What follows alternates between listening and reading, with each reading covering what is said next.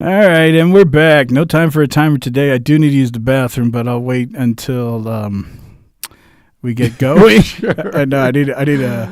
See, this is where Elder usually is, but we're gonna have to block that. But welcome to another great episode here at the Matrix Network Live. I think you're gonna like this week's episode.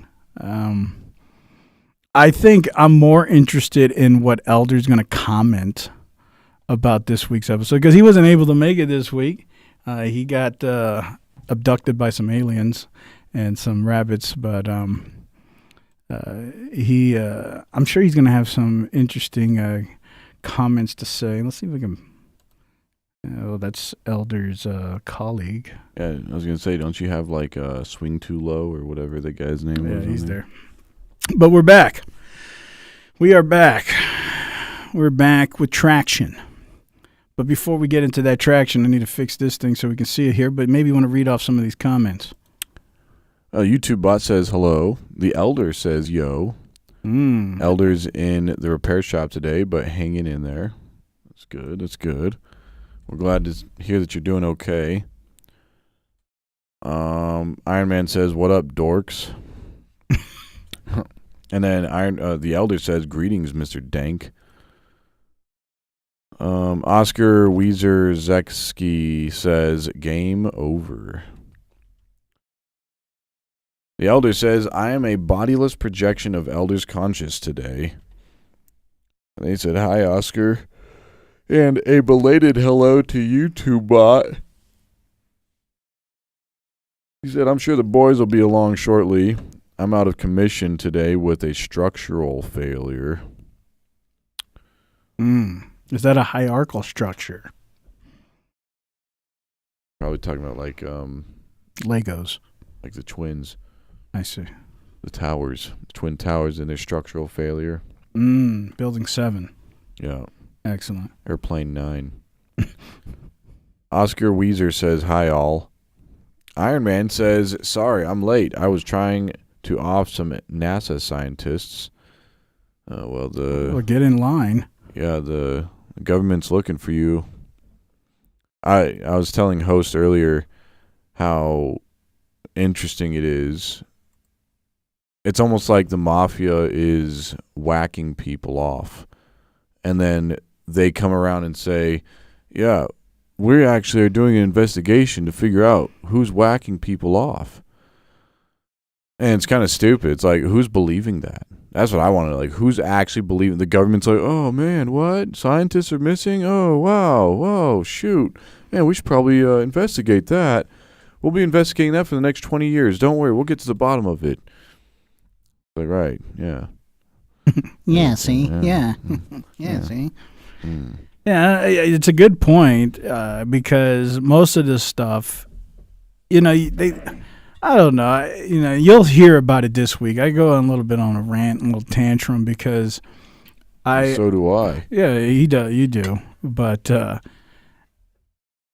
it's because of susceptibility to what's going on, and even being honest with myself. You want to think that you're not going to be deceived.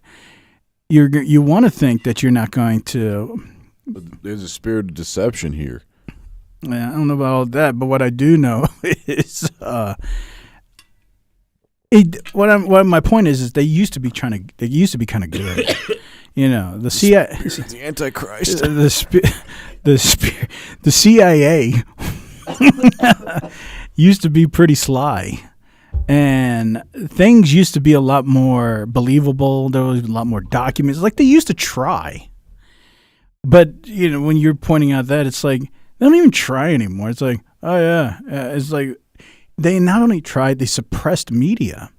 like Operation Mockingbird, like the church committees. Like, we know they actually tried to pretend everything was good by suppression of information. Now, and I talk about in this week's episode, we have this epidemic of I don't care. But I wonder if it's trickling to the government. It's almost like they don't care. Or at least their puppets don't. Yeah, but then again, the public faces. Are they just trying to become like, yeah, we're one of you guys. We don't care either. Well, that's how you know they're getting close.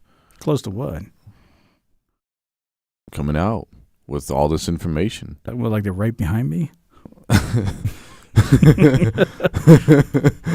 Like, how close are they? Really close. That's why they're starting to talk a lot more.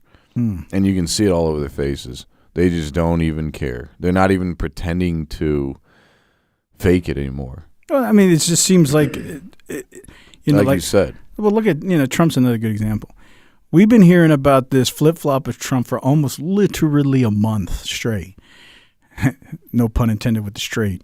But it's weird because it's I don't care level stuff. Like, every other president at least tries to put out the illusion. And then they use distractions, and then they're like, oh, this is why it's still going on. Or they'll use Israel to bomb this, and it's like, oh, well, that's why. Trump's not doing any of that. He's like, all right, we're going to do this. Tomorrow we're going to – but there's actually nothing going on. There's no new attacks. There's no real nothing. They're just like, all right, here. No, we're going to wipe out civilization. No, we're not. Yes, we are. No, we're not. Yeah. It's literally what a 5-year-old kid would do. And this is not the CIA I once knew. He's been doing this since he got in the office. I remember he was telling all the people he would, all the homeschool moms out there that he would give them, was it like $10,000 for the homeschooling.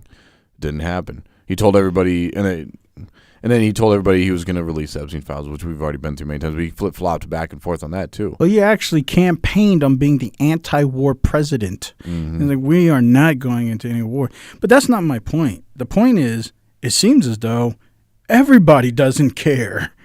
We don't care. The Gen Alphas, Gen Zs, they don't care. The government, but it seems like older generations, they're the ones that still care. Well, I don't even think Hamas cares. I don't think Iran cares either. He said he was coming back, but he's not. It's just, there's something more to this. And I talk a little bit about it in this week's episode, so you guys should tune in. But there is something bigger about this I don't care quandrum. And hope, access, and a cyclical redundancy of it. But, yeah, it is very strange. And, pretty soon, we're at what now, 15, 16 people dead? Pretty soon it's going to be like 190. And we're all still going to be like, oh, yeah. That's something's going on. Yeah, you're going to be eating Cheerios, literally. We're on 459,000 scientists that's dead, and you're just going to keep eating your cereal. All right, Mom, got to go to school. I guess something's going on out there. Yep. It's a very weird time because back in the day, if you just had one scientist go out and it was correlated with something that people believed that the government was associated with, that's enough to get just the conversation of people saying, what's going on? And now people all saying, oh, yeah, the government's doing something's going on. But that tenacity to pursue it and press, there's always going to be the journalists that do that, but the masses don't care like they used to. That's what I'm saying. You're going to leave your door, you're going to go to school, get on the bus, go to school, and your chemistry professor is going to be gone. Right. It's like even high school scientists are going to be gone. Right. And they're not breaking bad either. No. They're breaking bread. They're breaking their back. Broke back. In the 6 feet under, yeah. Or I guess they could be swimming with the fishes. Yeah. And fishes don't swim.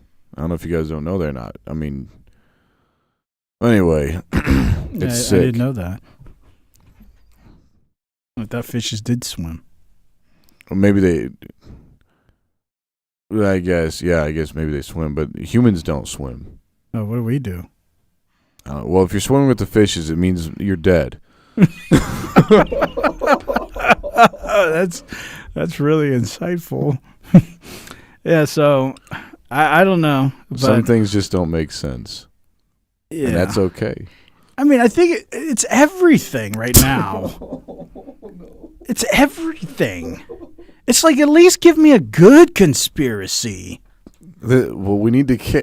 It's like, I want a good one, man. Like, you couldn't even make the moon thing a good one. You couldn't make the war thing a good one. You can't make these dead physicists a good one. I mean, I know I can't get all this access, but at least, it's like a puzzle. It's fun because it's a kind of challenging. I don't want to even participate when it's like 3 pieces. Like, a 100-piece jigsaw puzzle. It's not that hard, but at least you get it. If I open up this jigsaw puzzle box and there's literally 3 pieces, and that's it. And it's ages 4 and up. I'm going to feel scammed. And that's what it feels like. It's like, man, the conspiracies are not even worth anymore. It's like, it feels like a scam. It's like, give me a good conspiracy for once. Yeah, the government knows that everybody knows that the government's knocking all these people off. The government already knows. Yeah, they're over here talking like, and we're investigating. It's like, who do you think people think is doing this stuff? You already know this is stupid. Like, yeah. So now it leads to the next question is, why are they making it so obvious now? Like I said, because they're about to finish. It's all about the finish line. So what happens when they finish? I don't know. I guess we're all going to find out. Whatever, they've probably been putting in our faces this whole time, but we just never saw it because as much Cartoon Network as we watch and all these other prophetic videos, cartoons and stuff, we don't know how to decipher it until after the thing happens. Like, who could have known in The Simpsons that in this magazine with Twin Towers and this plane and there's smoke or whatever, who could have known that was talking about the Twin Towers? Nobody. We're just watching the cartoons. But then after it happens, now we can see it because hindsight is always 20/20. You know what's tough? Those values of those subliminal acclamations, they meant something and they had value because the conspiracies were kind of good. Yeah, there's Easter eggs everywhere. Right. But now, if you show us something today, you know what we're all going to say? Yeah, who cares? It's because we don't have the mystery anymore. It's like, there's nothing even to solve. We already know everything because you didn't even hide anything. There's not even an emphasis to find out. It's like playing Clue, but they tell you in the beginning who did it. It's like, well, who cares? I don't even want to play. Yeah, it's kind of like when you're starting to get bored with your wife because she's just not that attractive to you anymore. Yes. I don't have a wife, so I wouldn't know.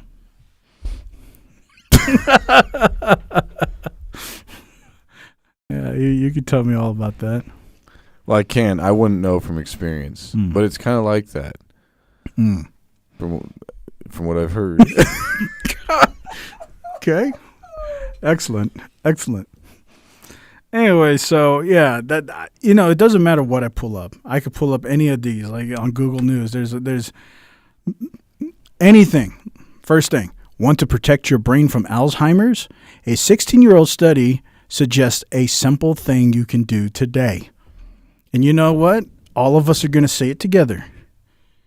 Who cares? Nobody cares. That's actually something I actually kind of care about. I don't think so. The next thing. Warner Brothers Discovery shareholders approve Paramount acquisition. Of course, because my brain wants to believe the conspiracy. I can tell you all this stuff, but then the other side is we already know. Who cares? The more they keep on not being I don't know if I care about that one. The more they keep on not being a good shadow government, the less I care. They need to continue being a shadow government. If not, maybe Trump was right. You know what he's always said? I'm the most transparent president ever. And maybe that's true. Their laziness of hiding their actions of maliciousness is so obvious that we got what we I guess we all been asking for transparency, and then we get it, and now it sucks. Because it's like, okay, well, I guess the government really are just killing everybody. Guess the billionaires are really just taking and raping children. I guess all the billionaires really do know the alien invasion is fake. I guess they know that they're robbing us all. I guess there is teleportation to Whataburger. Yeah, I guess Whataburger really is the greatest fast food restaurant in the world. I guess you could warp from Home Depot to McDonald's. I mean, that's what I'm saying. It's like the more it just happens, it's like, I guess. But now, instead of being acclimated to a positive government, we're just they're being transparent and saying, yeah, you've always believed we were evil. And now we're just going to show you we really are really just evil. And it's like, well, what's the fun in that? We're just maturing. We're leaving the stage of the honeymoon phase, and we're now coasting into the like the 7th year of marriage, and we're like, man, do I really want to be in this still? Man, you're in a rock and a hard spot, aren't you? Yeah, because I'm American. I thought you were going to say that's because I'm married. No, because I'm American. Oh, okay. And America has not been faithful to her bride. We have been bending over forward for America's government, and so you're separating America from its government? America people, yeah, the people, the Americans from America. Well, the American people actually compile the government. They come from the people. Yeah, well, the government doesn't buy his wife flowers anymore, and we are the wives. This analogy is kind of like, how if you had like a nagging wife and they're like, I just want you to be honest. Why you keep lying to me every week? Are you cheating or not? Mm-hmm. And then finally the husband says, yeah, I've actually slept with like 9,472 people, including I'm going out on you again tonight. Yeah, including all your friends. Yeah, I'm going out with the boys. Yeah. And now that, the first initial time, it's shocking. It's probably going to have all this. But then every night, it just comes back. Yeah, I'm cheating again. Yeah, I'm going to. Eventually, that acclamation is going to cause this searing of care. And eventually, you're like, I don't even care anymore. And I think that's what's happening. It's people are getting to the point of this, I don't even care. We're through the suffrage. And the only thing that breaks I don't care, it's like that other thing I showed a long time. I remember that thing called the Dare website where they were offering money for people to do tasks, but they're like really daring things like go get a tattoo on your forehead of saying XYZ. And we're gonna, And the issue with that, my thing is like that's going to work for a little bit, but every time you do something, you have to ante up a level. People are going to say, oh, I don't care. So anytime you do something crazy, you got to ante it up. So the only way to break I don't care is you're going to have to take it up a notch. So I also am thinking about the conspiracy because the natural question is, why are you doing this? And if you want to create an I don't care society, complacency requires novelty. So, and again, is this why they've been acclimating people to all this UFO alien stuff? Because that's the only thing I can think of that's going to be so novel. But then, once you do it, you got to take it up a notch again. Like, how far can you go before it's limbo? And so maybe it's to acclimate so that people are so I don't care, they'll be shocked by that. And then they can put in another narrative. But then I'll be like, okay, cool. And that's going to be cool for a couple of years. But then people are going to get back to I don't care. And it's like, what's going to be the next thing? Like, you're going to have to keep anteing this up because you're not creating mystery. You got to be a good secret shadow government. You're not being shadowy enough anymore. Well, how many times can a husband say sorry to his wife? Well, they're not even saying sorry. It's like, yeah, we offed them all. We offed every one of them. Right. I think a lot of the problem too is, a lot of the mystery goes away when you have children, and because we have Israel is America's child, or the American government's child, so it has to tend to Israel's needs, as well as its wife's needs. Mm. And this is what women's suffrage is all about, and we're suffering. Proxies are used for usually either distractions or blame. Children usually are a distraction. I think the number one cause of divorce is the children themselves. See, I can't speak on any of this. I don't know any of that. Well, children usually drive a wedge between the two spouses. Mm. And I always assume that people feel like that's one of their greatest joys. It is. But what happens when mommy and daddy are both spending too much time with the kid and not enough time with each other? And they lose that luster, the mystery, the mysticism is gone. Well, I would think that being separate would create that mystery or nostalgia of becoming united again. I would think that continuation is what actually removes mystery. You would think, but that's the solid question: is how many times can you mess up in a marriage before it's over? Well, it probably depends on the motive of the marriage. Well, if the motive is to take care of the baby, then... Well, then, that means the marriage itself was founded on an altered motive. Mm-hmm. It wasn't founded on the individual. It'd be like if somebody was just trying to get married to get citizenship or something. Yeah. It really wasn't because the person, it was an altered motive. So why was America founded? And not only that... we wanted some really good tea. Thanks, Boston. Massacre. I think it really is with taxation, and I don't know. I don't even want to go down that road because there's so many things. That itself can be its own conspiracy. But see, they were still shadow government.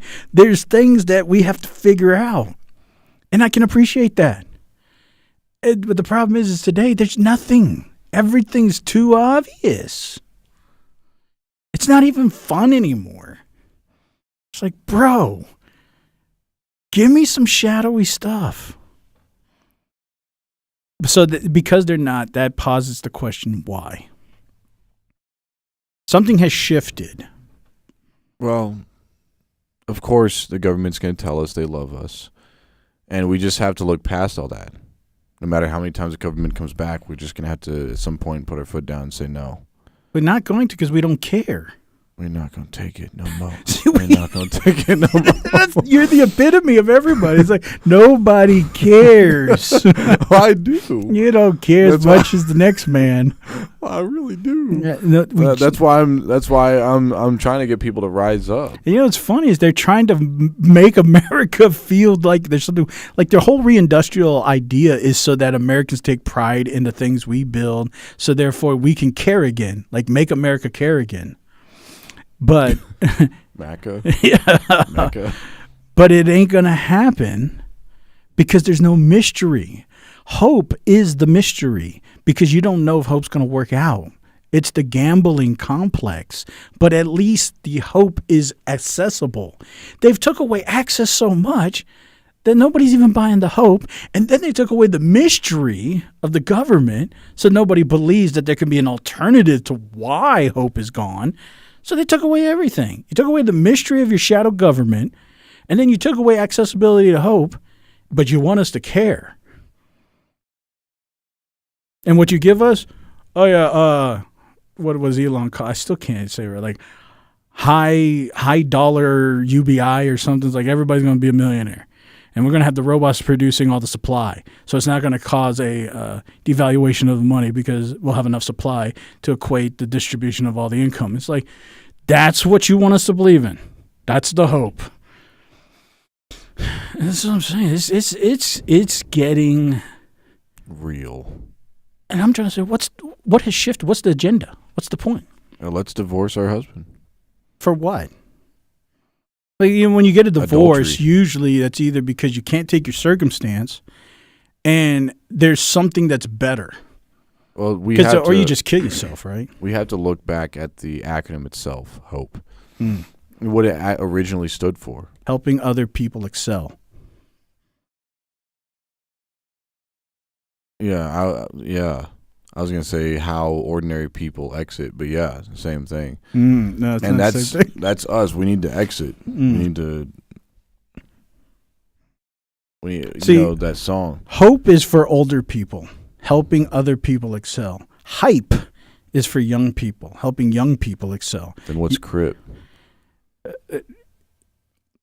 Charging real Youth. Inflationary propaganda. Okay, and blood. Buying less alcohol. Ovaltine over the counter. Dogs. I don't know. Devaluation. Nobody's hype about anything. Nobody's hopeful about anything. Nobody cares. And I believe it's programmed this way because you can see it. The older generations, and I don't know if I'm going to get into it now, but I get into this in the episode. But older generations, they have tasted the fruit. And younger generations were fed the fruit, the idea of getting the fruit. But because they never had accessibility to that hope, they become callous. And now they don't believe in none of it. But the ones who have eaten the fruit are becoming hoarders because they don't want to be stuck on the island because they can see all the new generations are going to be island boys. Well, it's hard to walk away once you've tasted the fruit. Yeah, but then can you even come back? You spread the lies because you don't want to be one that ends up on the island too. Yeah, so once you have tasted the fruit and you walk away, you can't come back. It's like the Ponzi scheme. The ones who actually got some money, they're the ones telling everybody that it worked for me, yet they're seeing everybody not getting cashed out at the bottom. It's like the pansy scam. That's the panty scam. Pansy. Yeah. Bunch of banoobies. And this is one thing I care about. Like you can tell, it's something I'm pretty adamant about. I want some mystery. I want some suspense. I mean, I'm not 5 years old. It's like if I want to play Clue, I mean, I want to play the game. Play you shall. Nobody's playing when everybody's told the answers up front. Because we've been taught to hate the players. No. And not the game. I hate it all now. Even the game. Yeah. The rapper, the game. Yes. Okay, well, that's on record. Yeah. Wow. It's crazy.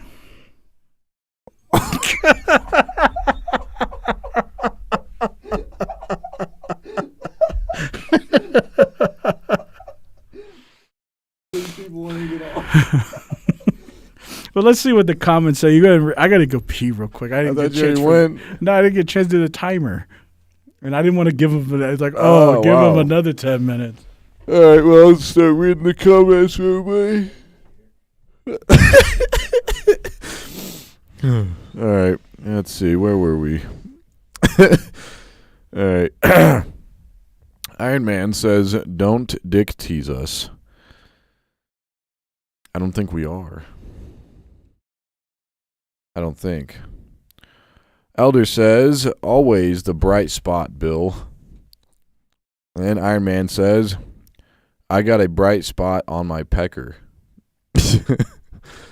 That's good. Good to know. The Elder said, "My back rooms are busted." Oh, wow. I've only heard stories about the back rooms. I've never actually been there, though. And they're actually making a movie about that, too. I'm sure you guys are all aware about. It should be a humdinger. Iron Man says, "Tom's mom is the one he's whacking people off." As the one who's whacking people off. Oh, okay. Well, Tom, if that's true, cops are coming for you. Like that song, Bad Moms, what you gonna do? Yeah, so I don't know if you knew that. It's actually do when XXL comes for you. It's actually Tom's mom who's been whacking people, apparently. So. Oh, is she a whacker? Yeah, not a wanker. Is there a difference? I don't know. One's British, I think. Grim Thing seems new. I don't know what Grim Thing or who that is, but they said, "Sup, my guys, always having a laugh with your podcasts." Well, appreciate you tuning in. Yeah. Welcome to the live. Welcome to my rant. Yeah. Oscar Weezer says, when I was working at War's house, I had to wake up at 3 to 3:30 a.m., get the night bus at 4:20 a.m., then to come back at about 3 p.m., and I had been paid for only 8 hours, not for 12. That sucks. Did they tell you why they did that? Well, they didn't have to. He's only working for 8 hours technically, but it takes him a while to get to work. But I feel like that's everybody. It's not like you wake up and you just start working. Usually people wake up, they take 30 minutes to an hour to get ready. So yeah, if you have to work at 4, you have to wake up an hour early to get ready to eat, whatever. Or maybe you don't eat, but you got to make coffee or whatever, or go get coffee, go get an energy drink, something. If you're taking a bus, yeah, you might have to add another 30 minutes on it. I feel like that's pretty average for American workers anyways. I know I still work at a 9 to 5, and most people do here still.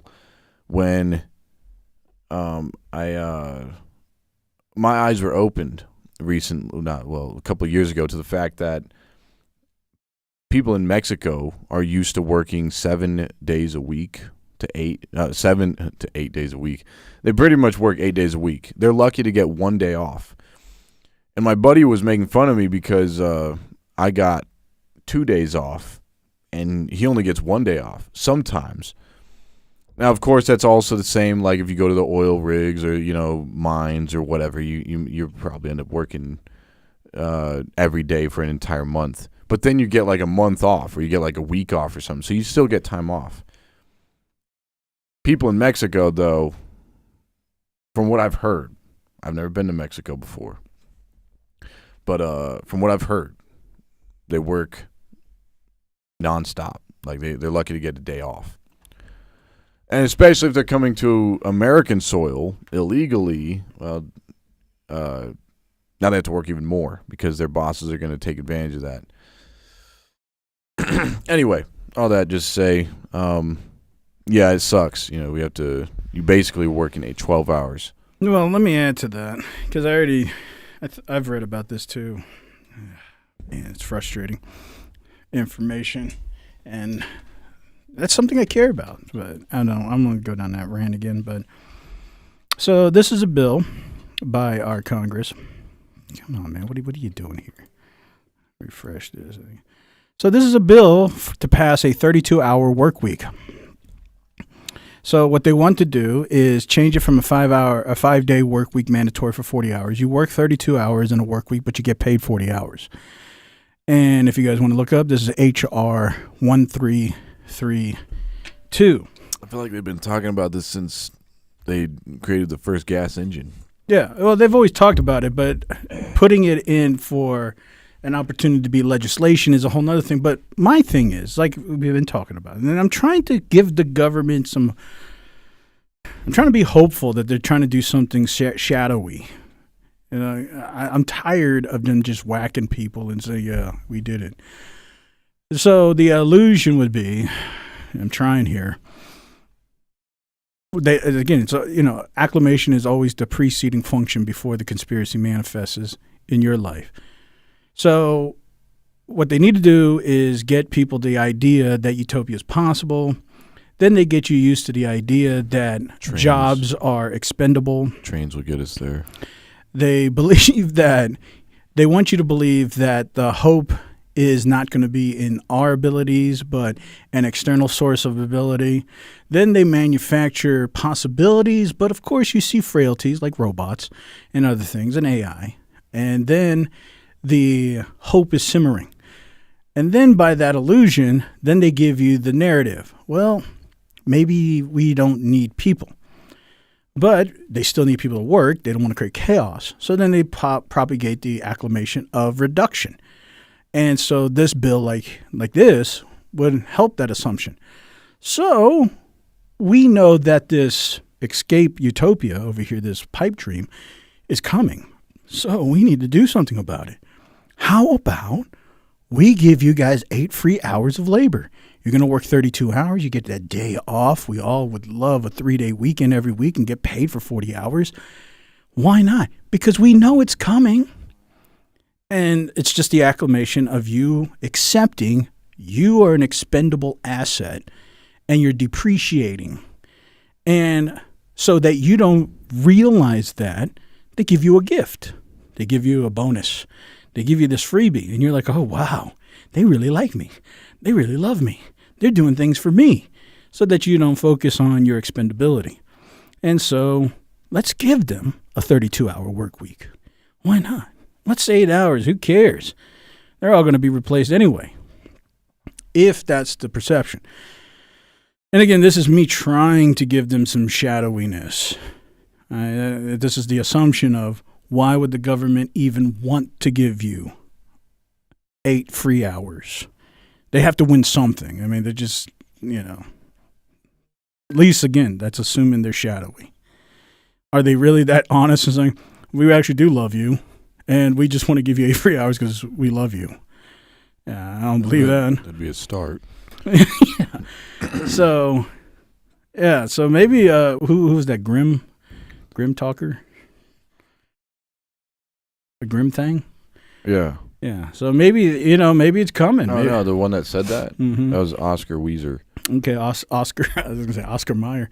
Oscar Weezer, maybe it's coming. Maybe they're eventually going to pay you for your transportation. Because that's some companies do that. They pay you for as soon as you get on public transportation, you show the receipt, they pay you for your travel time and your return time. Of course, they're not going to pay you for waking up in the morning, drinking your coffee. As soon as you pay for public transportation, like an Uber or whatever, whatever. Some companies pay you for your traveling and your returning because that is a business cost. But maybe they're just going to give people 8 free hours. Kind of cool. Yeah, there you go. Yeah, I am hopeful for that kind of stuff. But yeah, I'm kind of tired of all this. Jetsons saying, by 2062, we're going to have flying cars. Like, yeah, we as in the elites are going to have flying cars, and the rest of us are going to be riding donkeys and horses. Because the last thing that would work is if they increased it. Now, imagine if they say, yeah, guys, you know what we're going to do? We're actually going to make you work 60 hours a week. See, that's the opposite. Yeah, they're going to replace our straw with scorpions and stuff. Yeah, they're going to put rice on our knees. Yeah, they're going to bread on our head. Yeah, they're going to put juice in my mouth. Yeah.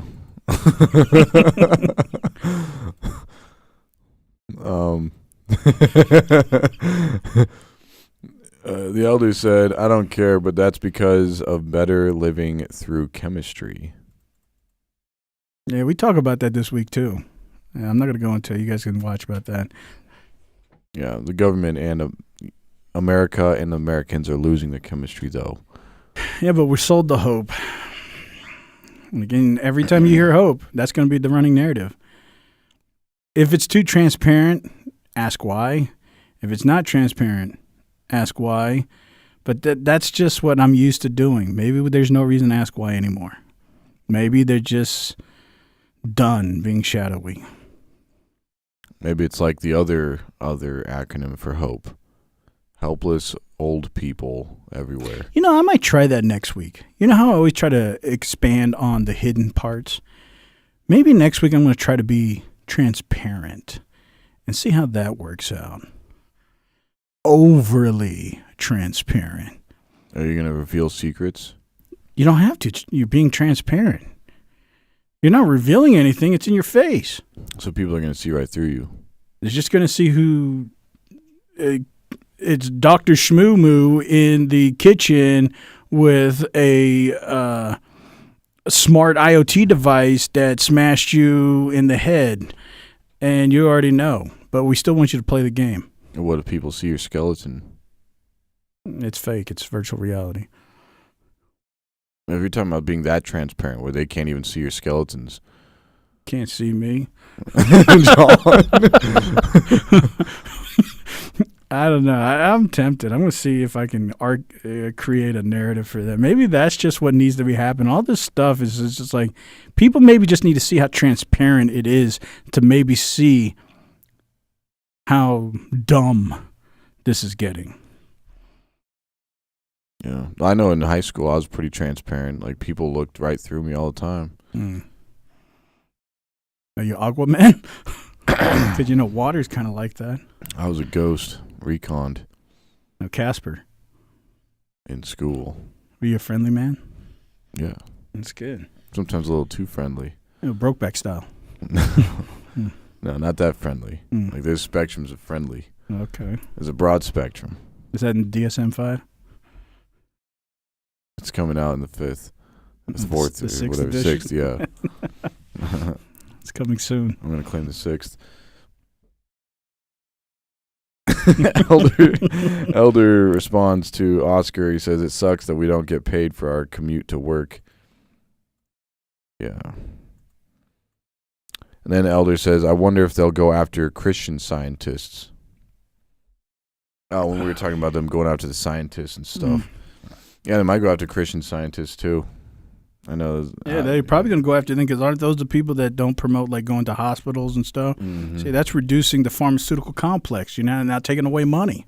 Yeah, but can you imagine if you start seeing on the news like, wow, Christian scientists are missing.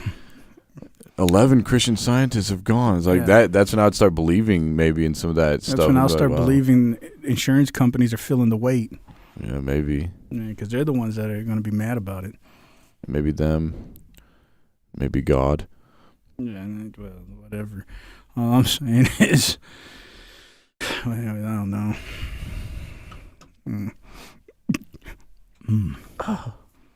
It's like not just any scientists are going missing. Elder says, I have a broke back, but I'm definitely not a cow bat. Do you live on a mountain? What's a cow bat? I don't know. I can imagine one, though.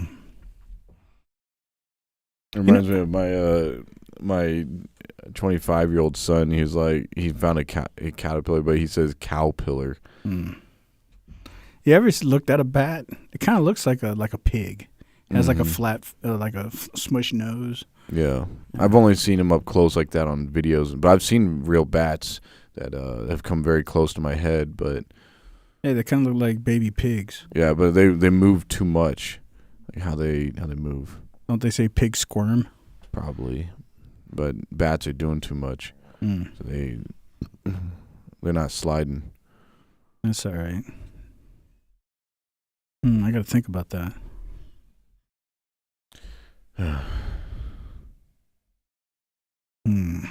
The other says Earth will lose gravity for 7 seconds on August 12th. I'm sure they're kidnapping scientists to come up with a solution. Who said that? That was Elder. Wow. I'm starting to think that's too shadowy for the government. That'd be kind of cool. 7 seconds of no gravity. Can you imagine all the buildings and cars just floating off into space? That would be excellent. Yeah, because they're all going to come back down. 7 seconds is a long time. Imagine how high a car can get in 7 seconds. I mean, if you're going to change your oil or something, you could lift it up real quick. You got 6 seconds left. You got to do it real quick inny and outy. But if you lose, then the thing's going to come back down. And it's going to come with a fury. Maybe when they're saying the loss of gravity, it's not in a flotational aspect, but it's a compressional aspect. It actually smashes you into the earth more. Well, I guess it wouldn't be a loss then. It'd be an amplification in that sense. Yeah. I know. Do you know how they like to play? Well, again, me giving them more clout. I was going to say, you know how they like to play word games. Not anymore. They're transparent. Yeah, if you ever want to beat your bench press limit, it's a good time to do it. Take pictures and everything. Go to all the pretty little ladies. That's excellent. Not the pretty big ladies, but the pretty little ladies. Yeah. That sniffle. That's affirmation. It's a double confirmation. The elder says, "We're leaving childhood behind. It's childhood's end." He capitalized those words. I don't know if that's a movie or something or a reference. I wouldn't know. It just depends who's the parent.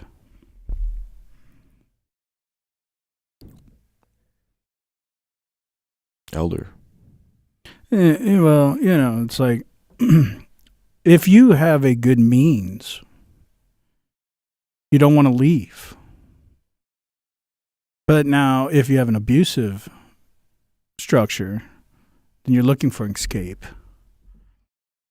But then when you taste the independency, sometimes you realize that it's more difficult than the abuse.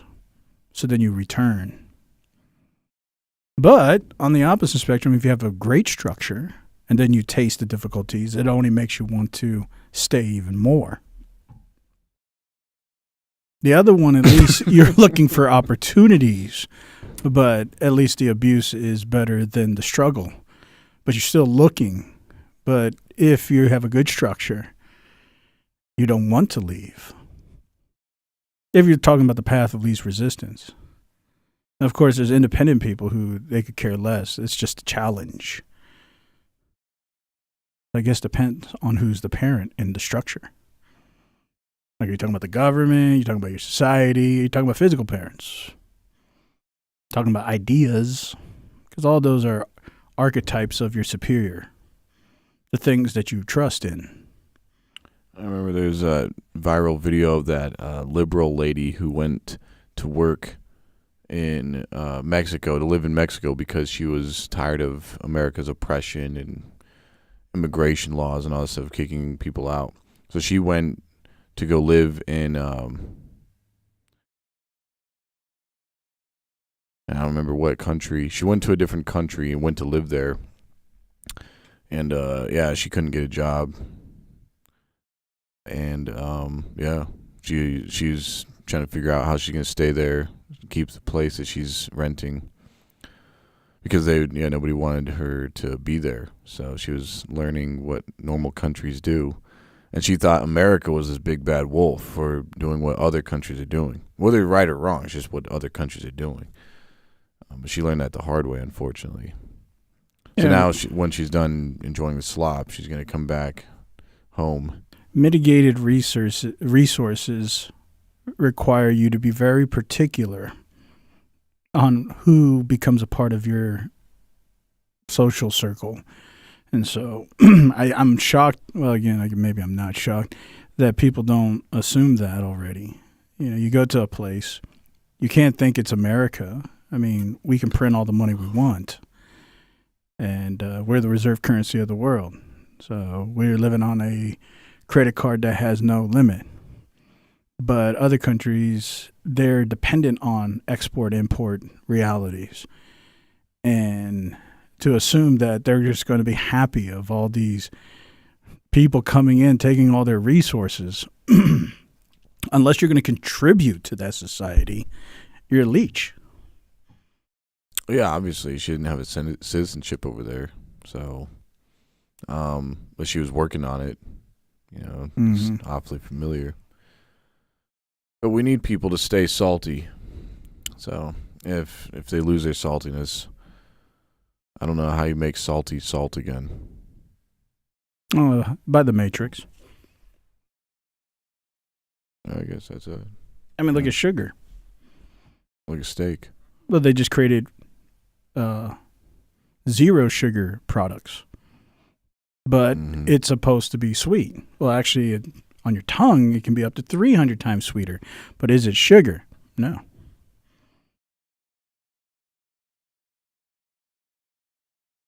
So that's how you do it. You create a matrix. It's almost too easy. The elder said, Americans versus Americants. And then Tom showed up. He says, when did this start? Started last year.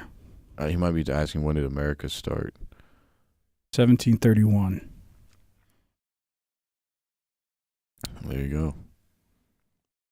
And then Elder said, "Yo, Tom." And then he said, "I'm Medicaid now. Put me in, boys." Who's that? The Elder. Oh, do you want to get? Well, you can go ahead and respond. Are you wanting to come in? Yeah. And then the Elder said, "Finances or infidelity. Getting married to get lucky." And then he said, Macarena. Macaroni. Stuck it in my hat and called it macaroni. You got to think about the Yankee Doodle. He went to town. And then he found a feather in his hat. And he called it macaroni. Interesting. I never. Yeah, chew on that.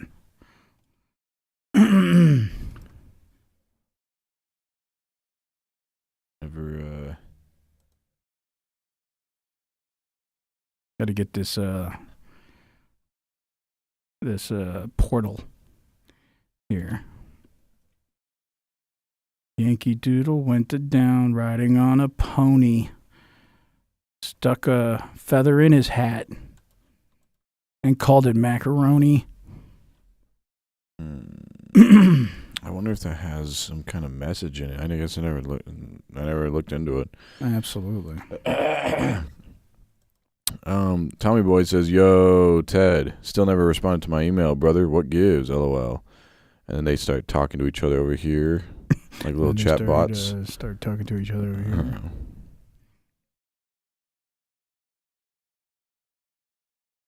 Grim Thing says, "New and live, but long time listener." Oh, excellent.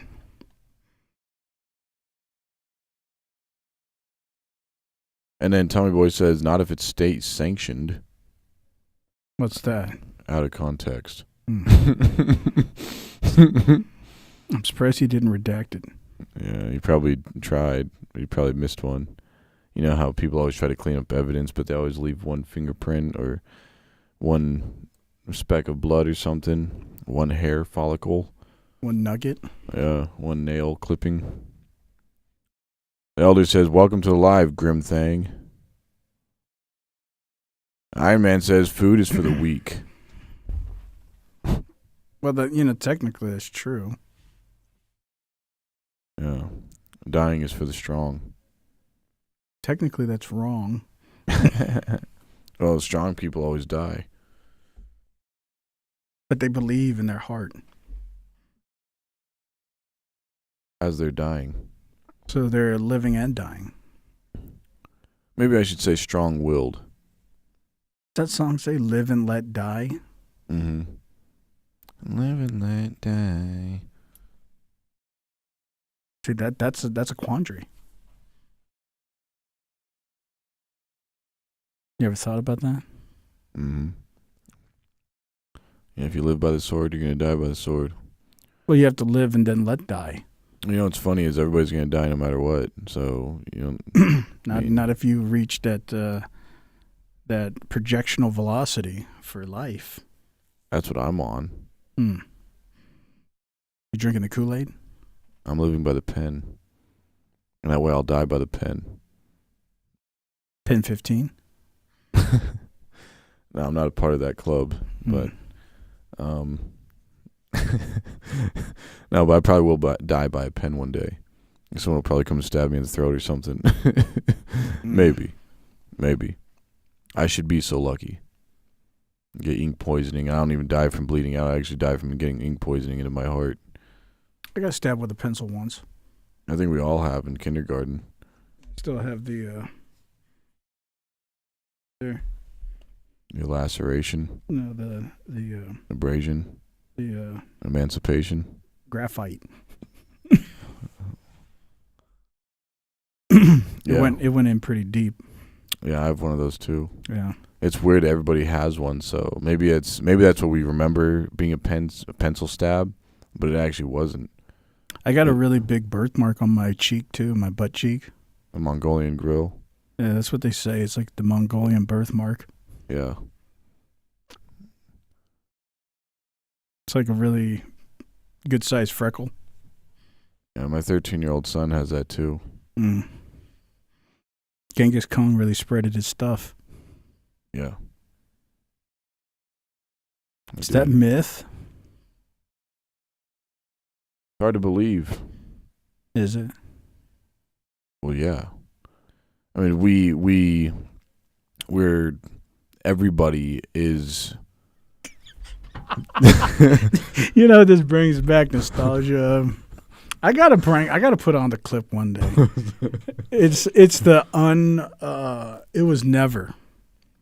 It was never in its full entirety, just clips of the very first episode we made. This is exactly what it was like. We're just proving fallacies and You're just like, oh yeah, actually shooting breeze. yeah. There's a lot on my mind.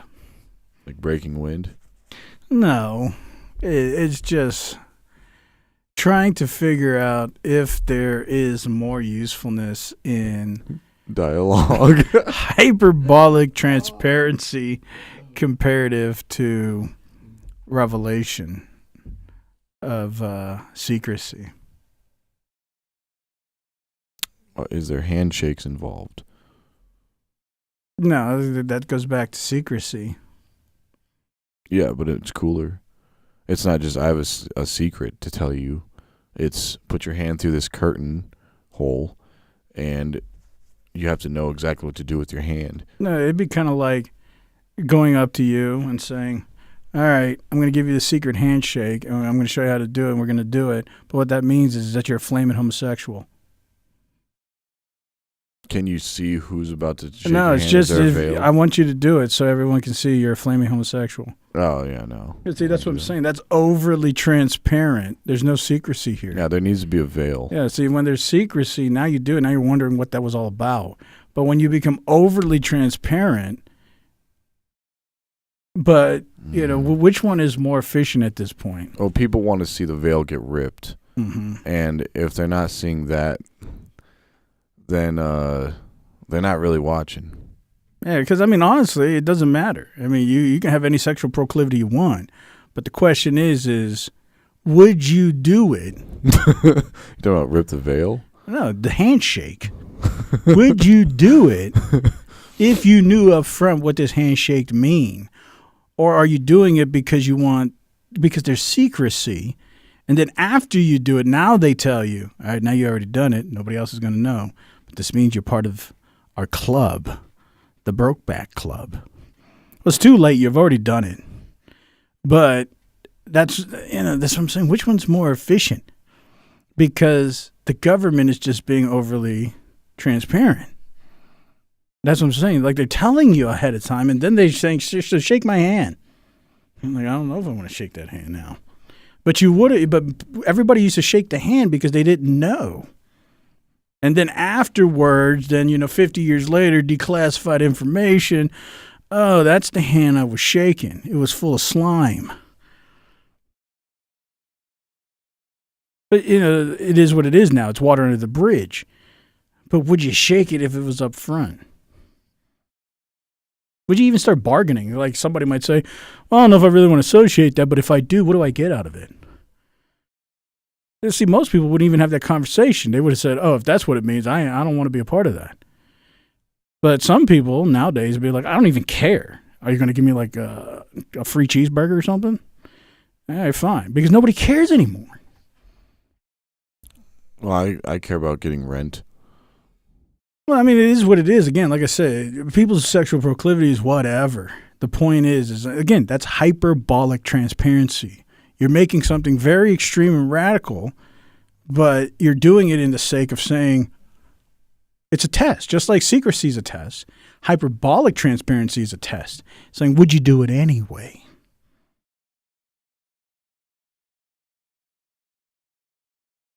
Depends on if I have free will. Depends on what you get now. Now it's almost like, who cares about conviction? Who cares about desire? Who cares about my proclivities? What am I going to get out of this? Nobody that cares. would be classified as your proclivities. No, all it is now is it's the limbic desires. It's like, I just need a house. I just need transportation. I just need to feed my belly. I don't even care. So desperation says, when people are too desperate, you can be as transparent as you want. It's only when things are good that you got to play secrecy. So what you do is you make everything so expensive, then you don't have to play secrecy. You could be hyperbolically transparent. And you don't think we're desperate housewives yet? Yeah, that's what I'm saying. Everybody don't care. They just want to know, what am I going to get out of it, because I don't even care anymore. Well, I don't know. I feel like we still have a little bit left in us. Yeah, what you got? Americans, some people are still out there who do care. They do have a little bit of fight in them still. There's a little bit of juice left in them. Now, me, I'm running low, but as for like the common public, America as a people, who's going to remember volitionally without any benefit MMIWG2S LGBTQQIA+? Who would have remembered the Titans? And yet we do. Yeah, see, that's simple. So, but when they say that and they stick their hand out, and again, this isn't saying anything against it. If that's your proclivity, I don't even care to the 0th degree. But the idea is that there's these ideas of social constructs, and then social contracts, and then social currency, and they all have a value weight of what I'm willing to risk and my projection to the world. But if you don't care, all you care about is take care of my limbic needs. I need to eat. I need some shelter. I need protection. Drink. Yeah, that's it. And at the end of the day, I don't care. Shake my hand all day. Get it greasy. Doesn't even matter. And it's almost like that's the perfect stream. It's like now we've gotten to the point to where nobody cares no more. And you can do whatever you want. You can say whatever you want. Nobody cares. Well, you've pricked us to the heart. So what do we do to be I'm saved? just angry, man. I want some secrecy. I want to play a clue game. What must we do to be saved from the coming coming condemnation? I want that old CIA back. What about CYA? I mean, look at Cash Patel. It's becoming a running joke. Like, he's out there now. He's a flaming alcoholic. And he's just out there saying, "Hey, I've been FBI director longer than anybody in FBI history." It's like, bro, you've only been FBI director for what, like 6 months? What are you even talking about? And he's saying, because I've took the least amount of vacation time. This is it's like just in your face. Like, there's no secrecy going on. Nobody cares. Even the government don't care. It's like it's not even fun to play.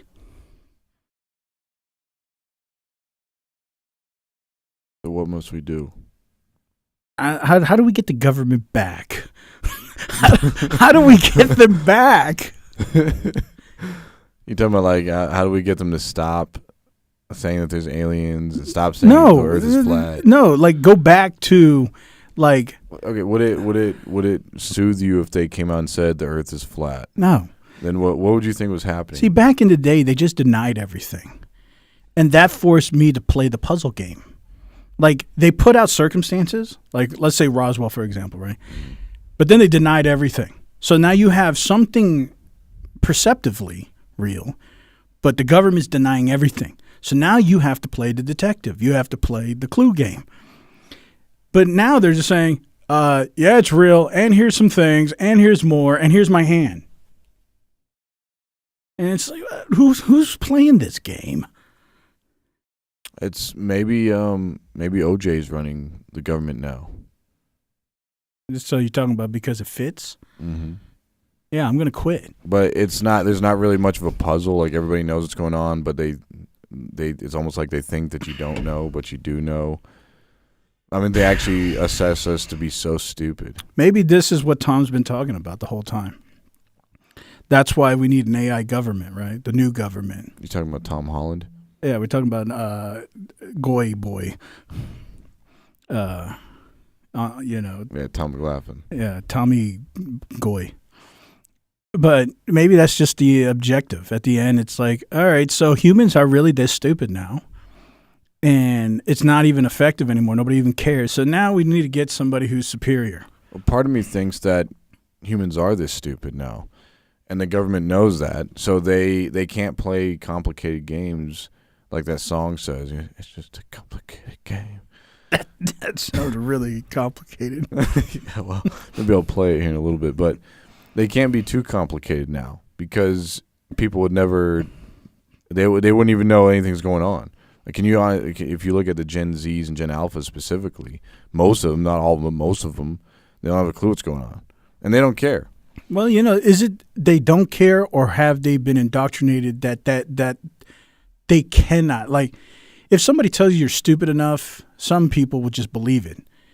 Because, yeah, there's a study that came out about a month ago that said that Gen Zs are the first generation to be less intelligent than the previous generation. Every generation up to this point, every generation has exceeded in intelligent metrics.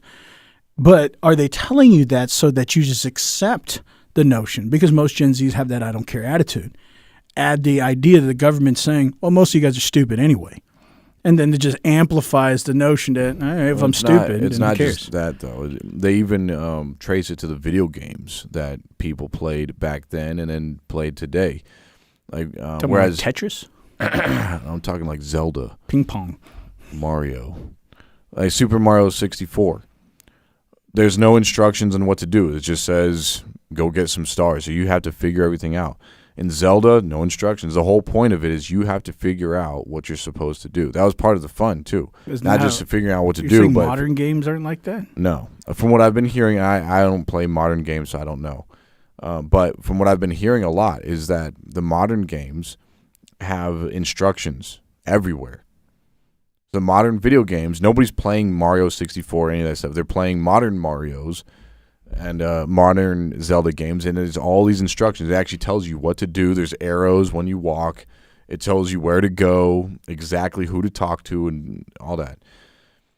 So it makes sense why the government, if they're behind that they have to talk to us like that now. Like they have to give us instructions like, yes, we're playing this clue game. Yes, we just murdered these 11 people. Like there's not a whole lot of mental exercise going on here because the generations that are coming up right now.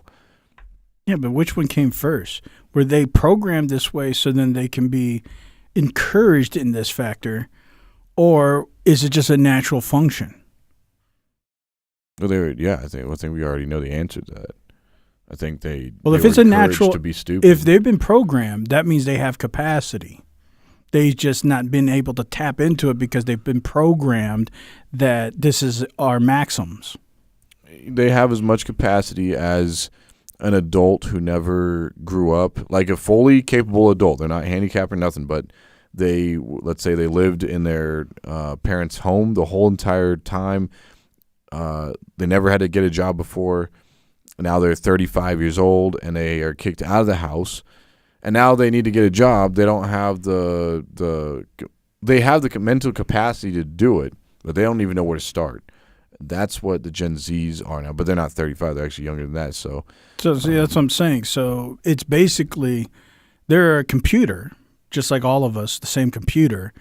They've just been programmed to not believe that they have all this compute power. But they do. They've just been programmed not to believe that they have it, even though they're just like the rest of us, the same computer. They just don't think that they have that computing power. I don't know. It's probably a debatable thing. Parts of their brains probably haven't developed yet because it didn't need to develop until literally just now. So yeah, it can start developing. That just happens periodically. It's fine. Oh, we got a donation. Appreciate you. Here. Appreciate the donation. Oh, yeah, he said post The link for TED. Thank you. I thought you already posted it. Okay. I was in the middle of it. That's why this chat box is here. I forgot to. And the elder also said, link, please. Oh, while you're doing that, I'll just read some more junk. Yeah, excellent. What is this? I don't know. There's some kind of orbs floating around. The globalists. The orbalists. Grim Thing says, eating sun rays. Because Iron Man said that food is for the weak. Grim Thing said, eating sun rays. Yeah, there's people that do that. They only live off water, or they try to live off the sun even, without water even, but they don't usually make it too far. Iron Man said 4 to 10 hour days. Oh, 4 10-hour days, yep. And they said, you are a slave. Yep, aren't we all? And then the elder says, it's like Ho says, we don't even care anymore. It's like, these chains are kind of comfortable. The elder says,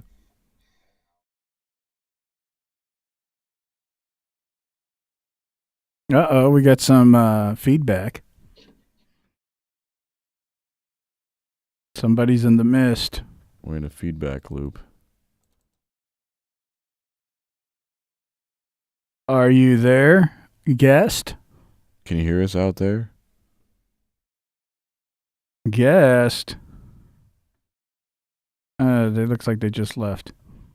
The elder said 50-hour work week coming. If employees don't like it, don't let the door hit you in the butt on the way out. Is that efficient? Was the door hitting you on the way out? Well, we know that's not efficient. Okay, can you hear us? I can hear you. All right, let's see. Is this elder? Wow, you sound a lot older today. I feel a lot older today. You actually sound like a grandpa. Yeah, I feel Grandpa, about 90. Wow. Yeah. Can you my back say... rooms, man. My back rooms are a mess, so what can I tell you? I understand. Help is on the way. Hang in there. Send more drugs. Yes, you all just wait 10 more years and everything's going to be fine. We'll all be Mormon. Are you going to participate in the forced 50-hour work week? You know, like they're talking about trying to force what's that called? Child labor? No. Yeah, that too, but human trafficking? I think it starts with well, you know, the voluntary sign up for drafts. I forgot what that technical word's called. But if they wanted to force people to go back to work, are you going to sign up? Hell no. I'm retired. I'm done, man. I did my time. What if they force you? Well, they can try. You don't think they can succeed? I don't know. I guess it would have to be one of those deals where, you know, they'd have to really screw with you and shut down your finances. And yeah, I mean, I guess they could force you if the only way you could earn a living, you know, if everything else was shut down and you had to go back out to work in order to get food and, you know, pay your mortgage, I guess, you know, you'd have no choice.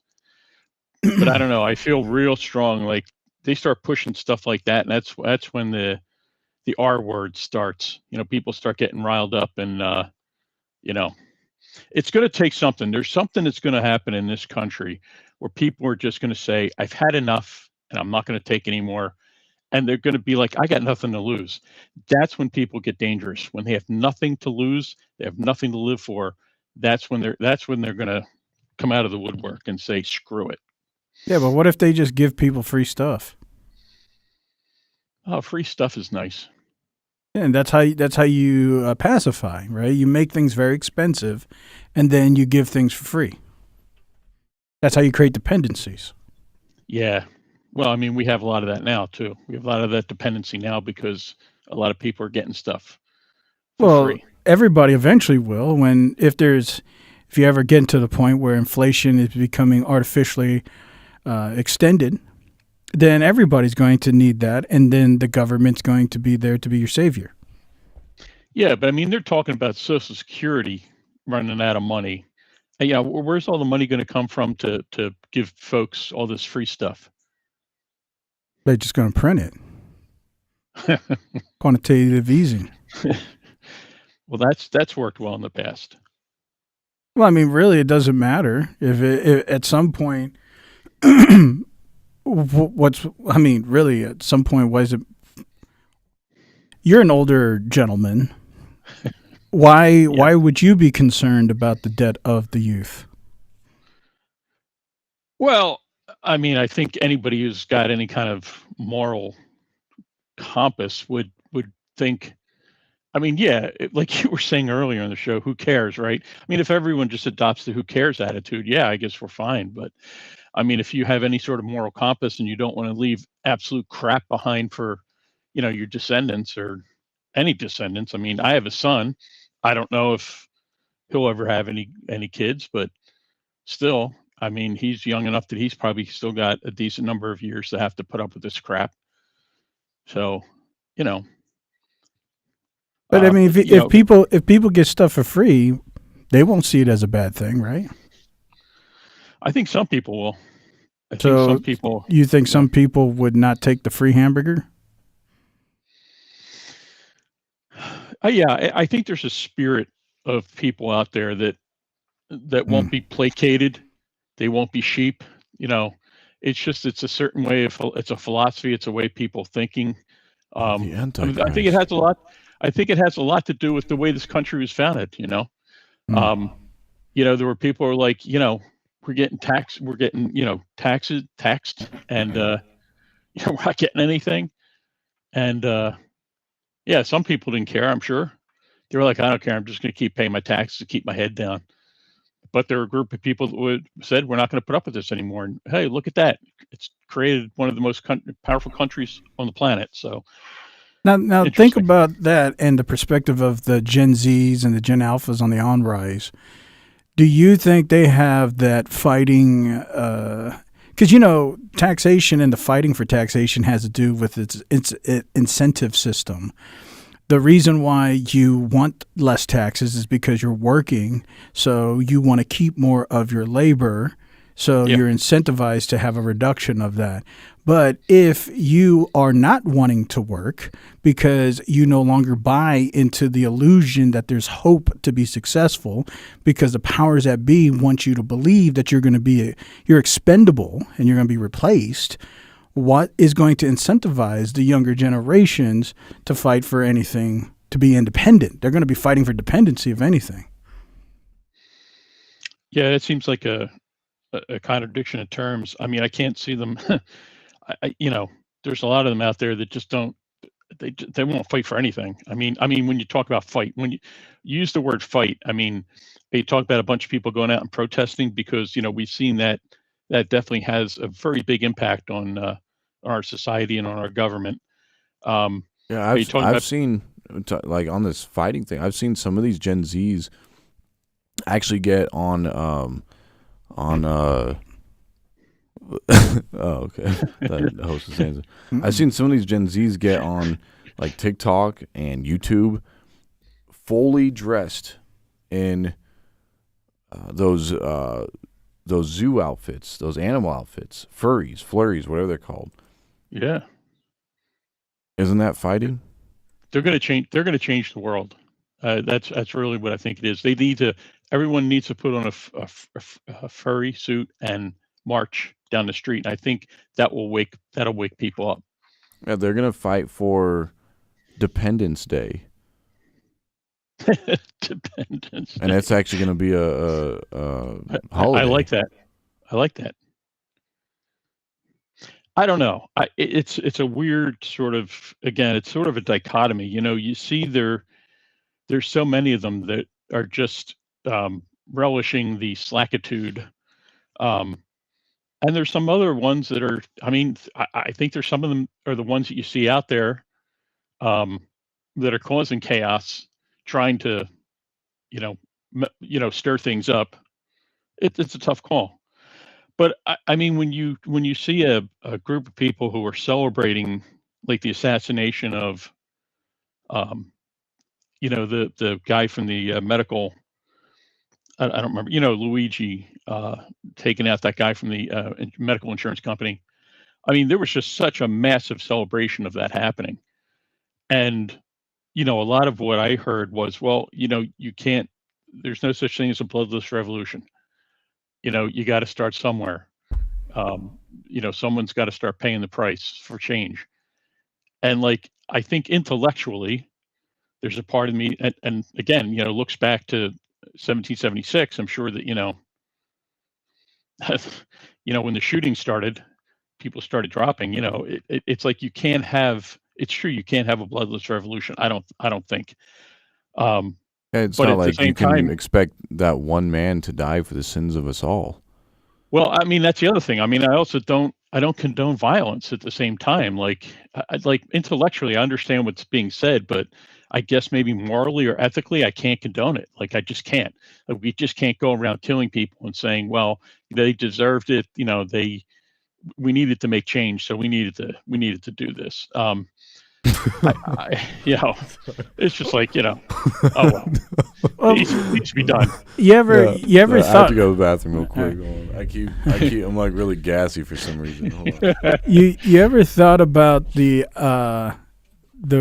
receiving perspective? Like, how many times will you continue playing the carnival game when you realize it's a scam and it's been set up for you not to win? Oh man, well, again, it depends on where your place is and where you want your place to be. I mean, if you are happy playing the game, if you're winning the game just enough to keep playing the game, then you're okay. Life's good. You're not winning. You're not winning, but you're not losing.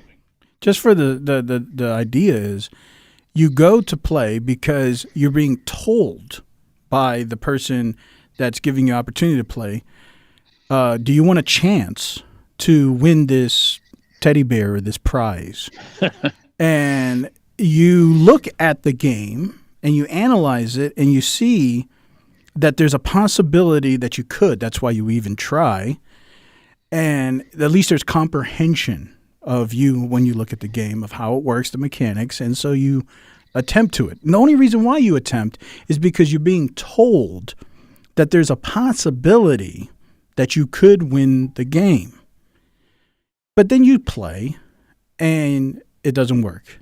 Then you play again, and you lose, and again, and you lose. How many times are you going to continue playing that game, losing, and never winning? At least the prize that's being told to you. Because, of course, you can make metaphorical prizes like, well, I gave it my all, I gave it my best shot, or I tried my best. We're not talking about the metaphorical prizes or the metaphysical prizes. We're talking about the actual thing that was promised to you. How many times would you play that game before you start telling people this is a scam? I guess my question is, what is it you're trying to win? Whatever you're being told by the person that's giving you the opportunity to play this game. I don't know. It's a tough question. I think it depends on the individual. There's some people that will just continually play. And then you're going to lose everything. I think that there are some people that will continually play with the thought that they will eventually win. Yeah, that's gambling, though. That's a gambling fallacy. Yeah, no, I agree. There's also people that think that they can rig the game so that they might be able to win. But if the game was curated in a way that it's impossible to win, at some point, you're probably going to need to come to that conclusion that I probably shouldn't. And you can't know if it's been rigged to that extent. But there's got to be a point where the normal person believes this game is probably not the game I should be playing. Well, what's the alternative? If you don't play the game, what's the alternative? Well, you go to another game, right? Right? That's at a carnival. There's many options. But what happens when you start playing all these games? Because you've been sold this idea that there's a chance that you could win these games. So you go to this game and you don't win. You go to the next game and you don't win.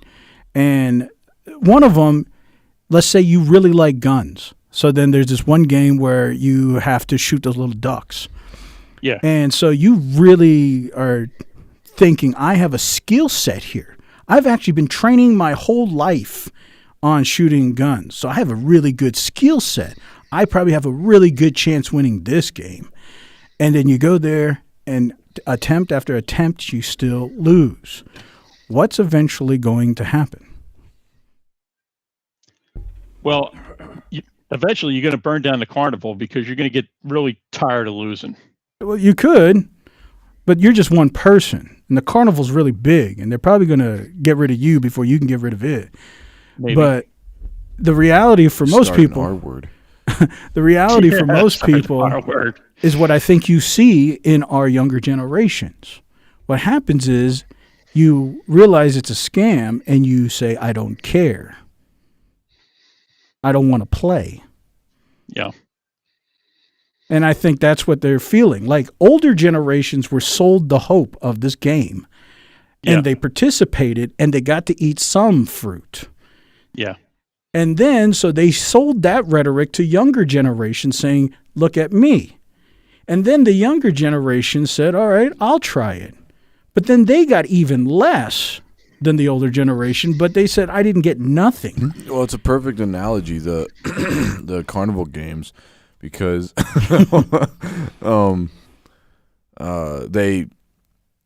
that's like, if you don't want to explain this to anybody, you just say it's like, yeah, it's like the carnival games. Mm-hmm. Everybody knows it's a scam, so nobody wants to play it. Now, some people who want to try to, show that they can beat the scam. So it depends on your skill set. And see, the skill set is education. But you've been told something, you've been preparing, you've been studying. But you can actually take the analogy a lot further too, because back in the day, the carnival games, they were scams, but they weren't that good yet. Yeah, they weren't advanced. Yeah. Right. Now that all of them have had all this communication, they're all learning all these new skills and tricks from each other now. Yeah, the younger... Plus technology. Yeah, there's that. Now they have AI and all that, so the older people may have been able to win some of those carnival games and win toys and all that, but nowadays, I don't think anybody can win these things. They're specifically designed to fail, but they will let you win a couple of times. See, that's what when you watch this week's episode, that's what I say. I say, hey, word of wise to the elites. You need to at least let some of us win.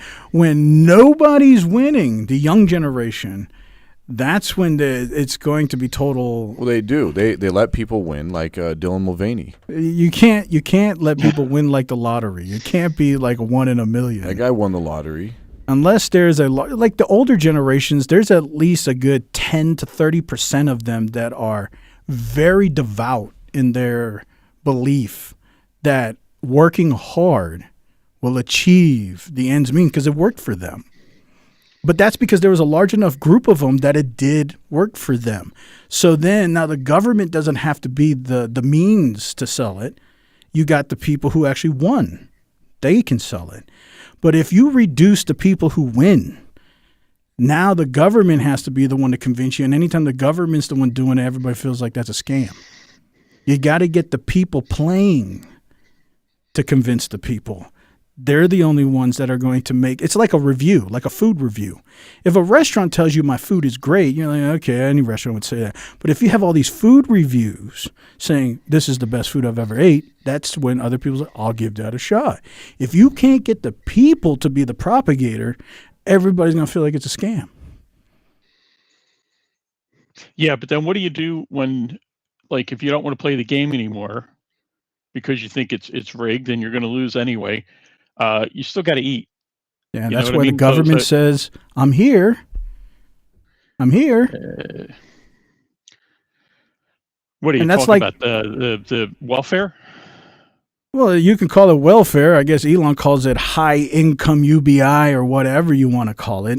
But at some point, if you can't win, again, your limbic needs, your basic primitive limbic needs. I'm hungry.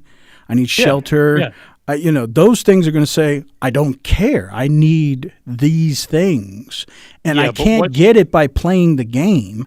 And then somebody comes along and says, well, I can give it to you. You're going to take it. Yeah, but that's got to come first. It's like the chicken and egg thing. It's got to be there to, to drive that interest. Like that panacea has got to be there for these groups who want it to be able to go to it.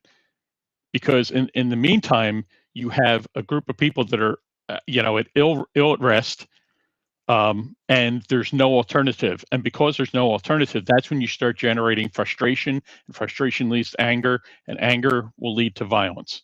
But and that's what I'm saying. That won't happen as long as there's a slow migration of incentives. Oh, we're going to give you a 32-hour work week.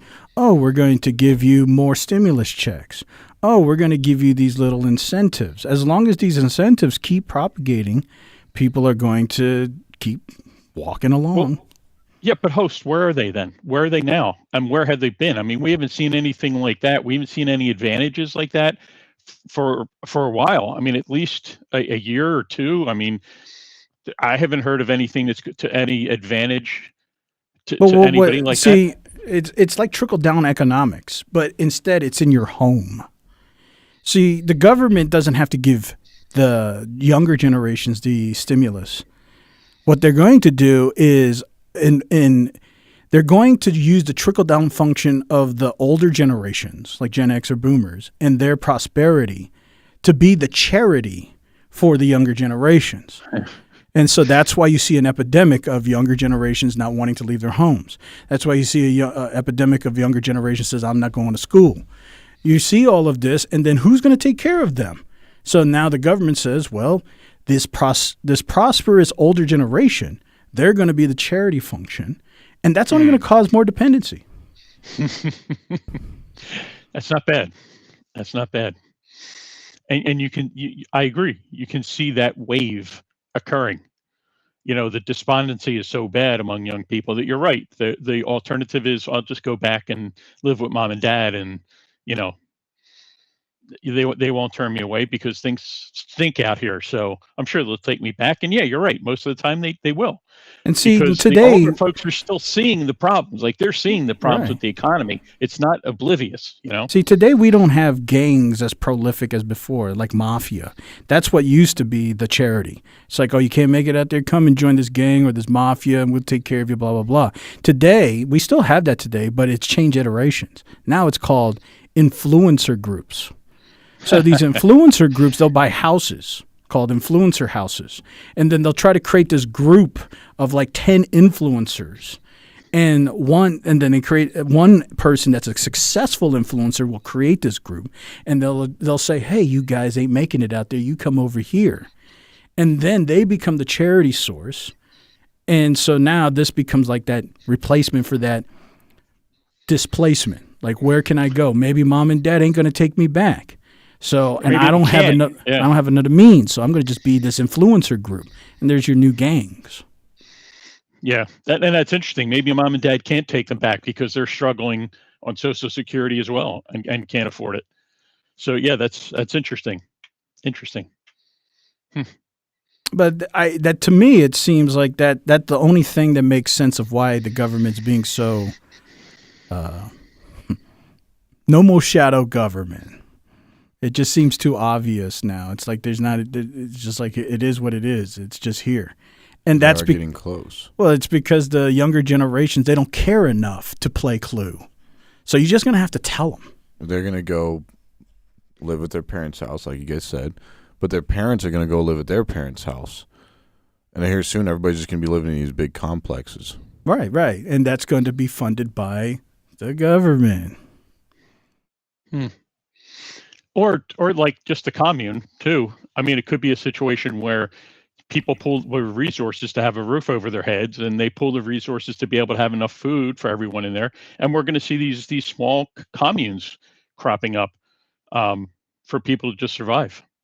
Right. And we're going to start seeing 45-minute cities and freedom cities. Right. It could be anything. I've never heard anybody talk about it, but one thing I've talked about before, and it seems really crazy. You think of freedom cities. You think of state nations. corporate cities. I've actually imagined it getting so crazy, you're going to hear called influencer cities. Think about somebody like Mr. Beast. Got a lot of money, $1 billion.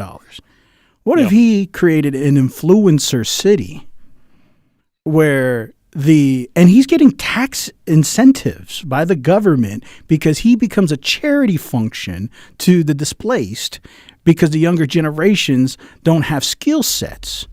So now they're all going to go to these influencer cities and they're all going to be a part of this larger commune, but it's just going to be this weird influencer metro. And that's to me like the worst case dystopian result is that you're going to have a city of people with no skills and they're going to feel like they're accomplishing something because the normality of income is influencers, but really they're contributing nothing. What happens when their toilet breaks? Well, the incentives from people like Mr. Beast or whoever creates these influencer cities, they're probably going to have subsidies from the government to fix those things. Like Toilet Time might have one. And if your toilet breaks, then you're in good hands. Because if this is, like nonprofits, like 501c3s, they have tax exempt status because they're supposed to be the charitable function for the government. That's why they don't pay taxes. And it'd be the same thing. These influencer cities could qualify for some 501 tax exempt status. And then they can use that incentive of not being taxed as a means to maintain, whatever subcontractors they need for their cities. And the government would just see this as a charitable function. So do you think these are just going to be cities of Gen Alphas?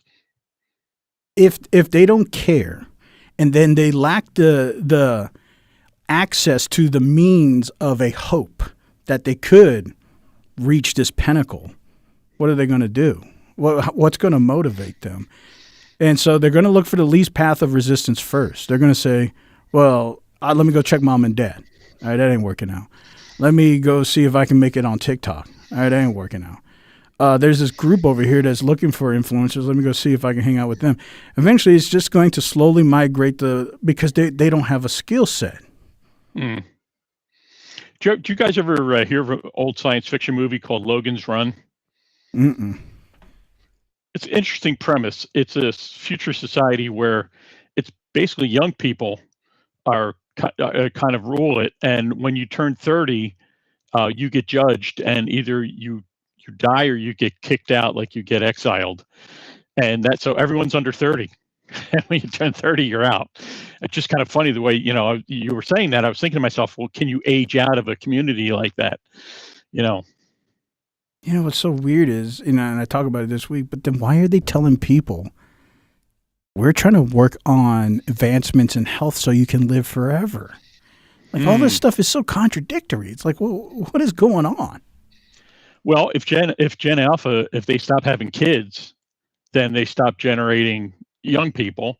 Then they will need to live longer, I guess. So, I mean, maybe Gen Alpha is the last generation. Maybe they're just going to be the ones that give up having kids, and they're just going to, through medical advances, live the longest, and all the rest of us are going to die out, and that's the future of humanity. What's the purpose of letting them live if they're not contributing? They're just absorbing resources. Well, it's the same purpose they're letting us live right now. Well, they may not have the capacity yet to do it yet. Like, the whole point is mitigate chaos until we get there. Oh, maybe food for the elites? Yeah, but they can have robots do that at some point. Let's say 20 years in the future. No, I meant the actual Gen Alphas. You're talking about eating people. Yeah. Oh, yeah. Right. Because when all the crops fail and all the manufacturing fails, and the only thing to eat is people, then while these cities full of people, and you just take your pick and make Soylent Green for the elites. You really think it'll ever get that bad where there won't be any crops? I don't think it can. They have lab grown meat, so they just lab grow human meat, if that's what they're into, any kind of meat. Now, maybe it is human meat, but they don't really need humans anymore. Well, it goes back to another. I'm always talking about the sci-fi shows, but it goes back to another science fiction show that was actually a pretty famous book by H.G. Wells called The Time Machine. He goes far enough in the future, and he finds this idyllic race of people called the Eloi, and the Eloi are just like they're like children. They live in paradise and they have fruit to eat, and it's just everything's perfect until this like siren goes off, and then they all panic. That's when the Morlocks, who live underground, come up and capture them to drag them underground and eat them. So they were like cattle. So that's what the future basically turned out to be. So you got one race living underground that's feeding on the race, or the race that's living up top that's just ignorant and happy. Like the only thing I could think of is maybe entertainment.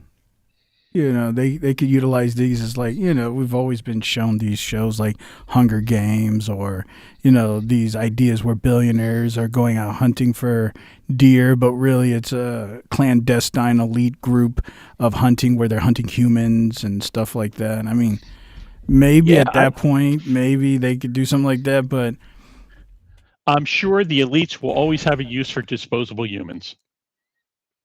I'm just trying to figure out the end game, because it's really weird. There's no secrecy really anymore, and the momentum is being passive of the momentum of society. Now, of course, there's always going to be the group. There's always going to be the resistance and the capitulators. Yeah, there's always going to be this, but then at some point, when resources get too scarce, there's only, and it depends on the advancement of technology, of course, too. You know, how much drones, how much is automated, how much resistance is going on, your access to technologies, those kind of things, on comparative to the group that is resisting. But how long can that go? I know movies try to propagate the idea. At some point, you know, think the tides are going to turn and the resistance wins. But is that reality? Probably not. I mean, there might be a percentage. I think we've seen that in history. There's a percentage of it, but there's also a percentage of the resistance eventually being put down. And that's a good point, because anytime you have, I think, a choice, like if an invading force or a superior force comes in and says, listen, either you cooperate with us, you join with us, or you die. Most people are just not going to want to die. So they're going to play along. They're going to play nice and say, yeah, I'll do whatever you want, as long as you let me live. Yeah, it's a tough thing, because I want to believe that, you know, the optimism is hopefully there is a new skill set that we don't know yet, like something that humans are still very essential for, that is yet to be discovered because of the on-rise of the mishmash of technology and community and everything else, that we still don't know how everything's going to play out. And as it progresses, maybe there's going to be this new skill set that is needed that humans are essential for. I'm hoping that. But if there isn't, yeah, I mean, outside of like pets or, you know, just some kind of novelty, it's just, I don't know, it's weird. Well, you know, I'm looking at the chats right now, and Tom actually has an interesting thought. He says, why do you think they won't develop a skill? I mean, that could be one of the things. Like if the people running the cities are like, well, we need people to fix the toilets, so we're going to pick, 5% of the people and start teaching them plumbing, and they have no choice. Either you learn plumbing or you die. And then we need electricians, and we need, this and that, and you just start learning it. That's your job. And if you don't, then you're done. Again, I think people will do what they have to do to stay alive. Yeah, but again, I'm thinking about long term. Like, let's think 50, 60 years from now. The idea that they haven't figured out how to utilize technology to truly take care of all the essential requirements. You got to be pretty naive to think in half of a century from now they wouldn't have figured this out.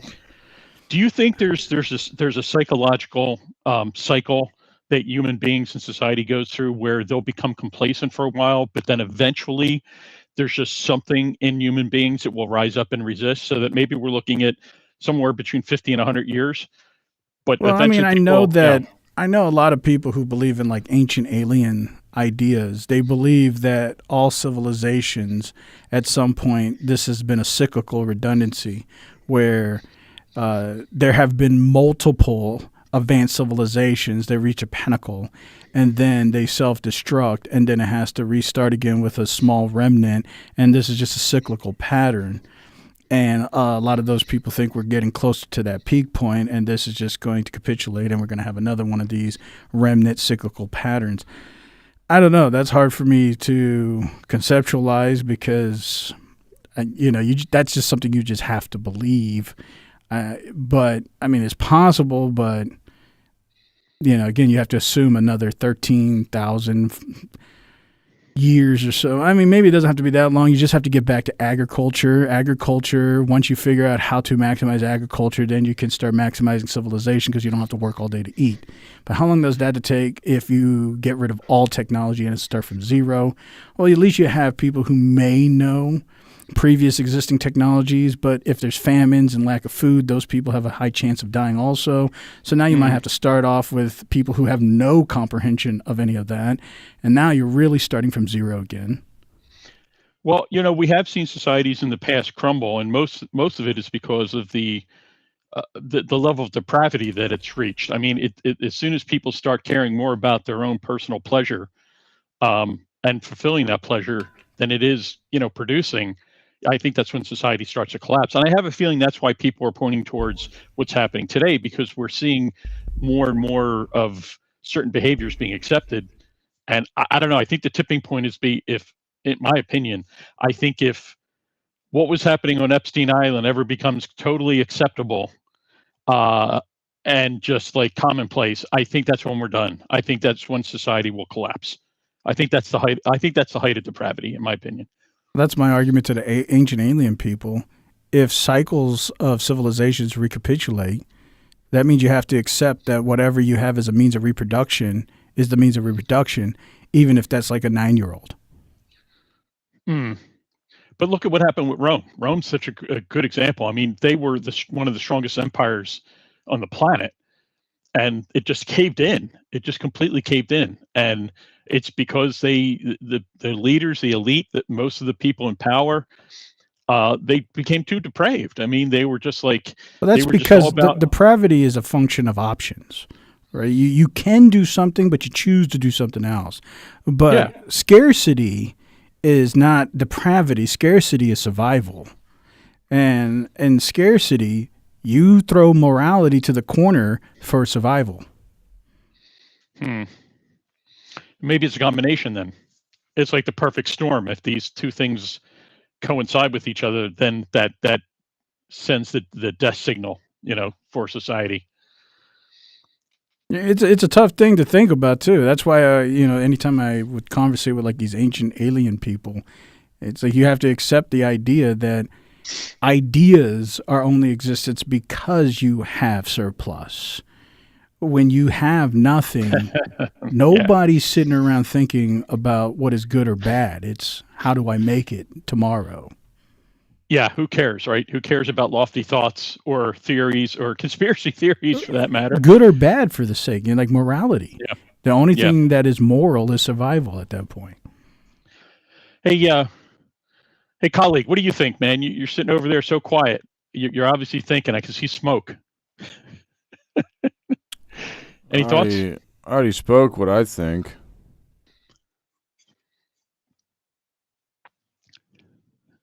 Okay. I don't really have a whole lot more to add or say. I mean, it's that's cool. You think people trash morality and scarcity? Yeah. You think it's justified?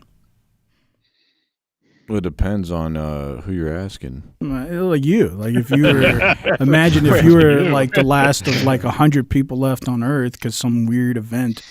And the idea is that, and assuming you have the mentality of survival, you're not having the mentality of abrogation, which is normal. Like that's what I'm saying. If you're asking me, I'm just gonna die. Right. In the hypothetical of now, if I'm protecting my family, if I'm protecting my 37-year-old son, and your 92-year-old wife. My 47-year-old wife. Mm-hmm. And then that's another thing.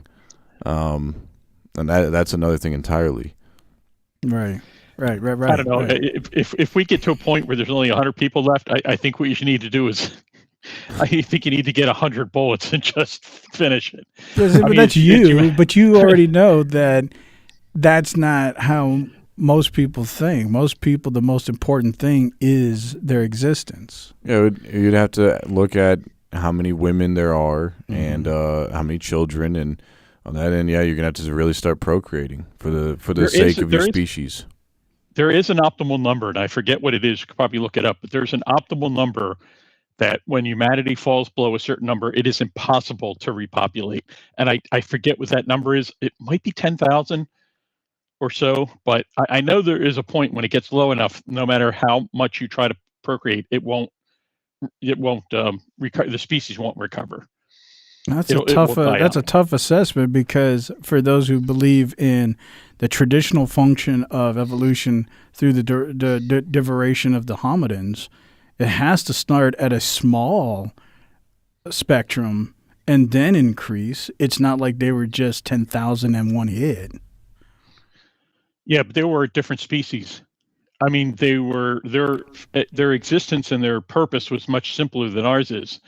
They didn't have toasters, and they didn't have bank accounts, and they didn't have, there's a whole different mindset to if we had a set of people surviving some type of crisis today than it was when, when society and our species was being created. I think it was a single purpose driven without any distractions other than staying alive, staying fed.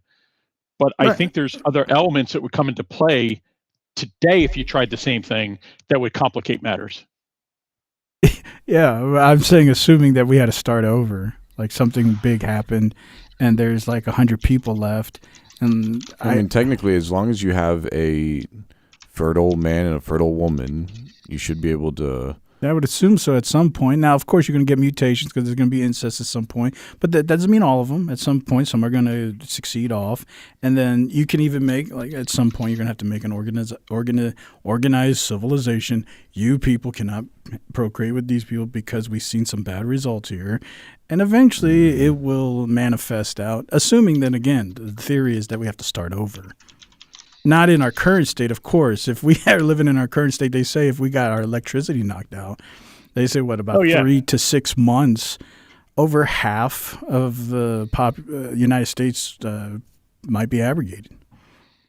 Yeah, that's because I'm talking about the reliance on current, utilities and such to keep us going. I mean, like we can go to the grocery store and get a can of beans, and we can live on that, but try growing a plant that'll give you beans that you need to eat. That's why I'm saying it's different, because the original species, they were evolving with these progressions, like, oh, we need to eat, we can hunt animals and eat, or gee, these plants give us food, so we can try growing more of these plants. Like it was a gradual thing. Whereas if all of a sudden you just cut off civilization from people, first of all, there's going to be shock. And, people may not be able to make it just for the pure and simple fact that they can't handle the fact that their world has ended so abruptly. I just think it would be a much different game. And I think it would be a lot more difficult to get there. But I looked up the number.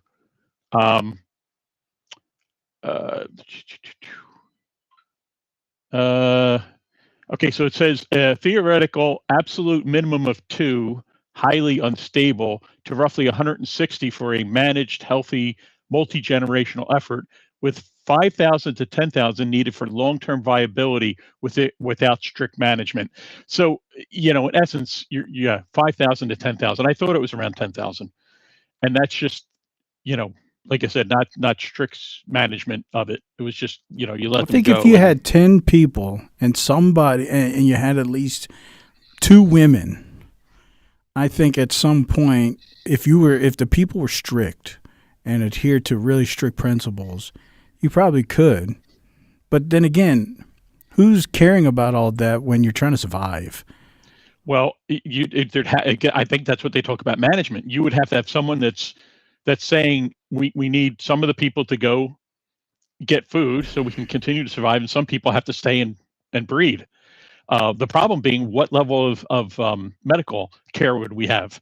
Because if you go back to like pure natural birth, you're going to be losing babies, and eventually you could be losing mothers as well because of health issues. So if we're not functioning with today's level of medical care, and do we have doctors and nurses with us, that any of those survive? There's just so many questions. But that's why as I to think whether these this could ancient work. alien people, what they think is that there's these special entities or special creatures on Earth, and every time there's a recycle, they are able to provide technologies to the people who remain, or provide a means so that they can start over again. But anyways, that's the whole reason I started there, because that's the other weird thought is we're in this cycle, and we're reaching the peak of this technological age, and we're about to we're going to capitulate to the demise of humans. But this is just a cycle that's happened hundreds of times,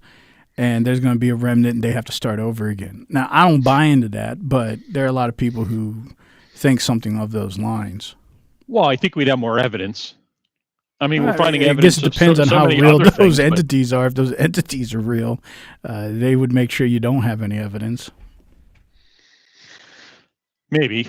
But then, what if there's slackers in the alien intelligence as well, and somebody accidentally, leaves a sonic screwdriver lying around, and it gets buried? And you know what I'm saying? Like, I don't know. We're talking about what, a perfect society that no one, does a poor job or forgets something or accidentally doesn't wipe something away.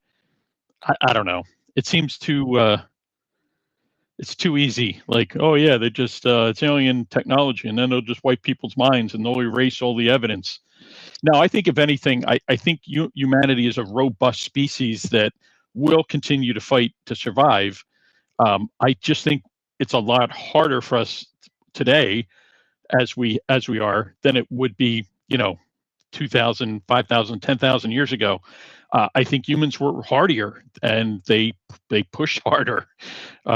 They knew what it meant to survive, because they had to. They had no choice.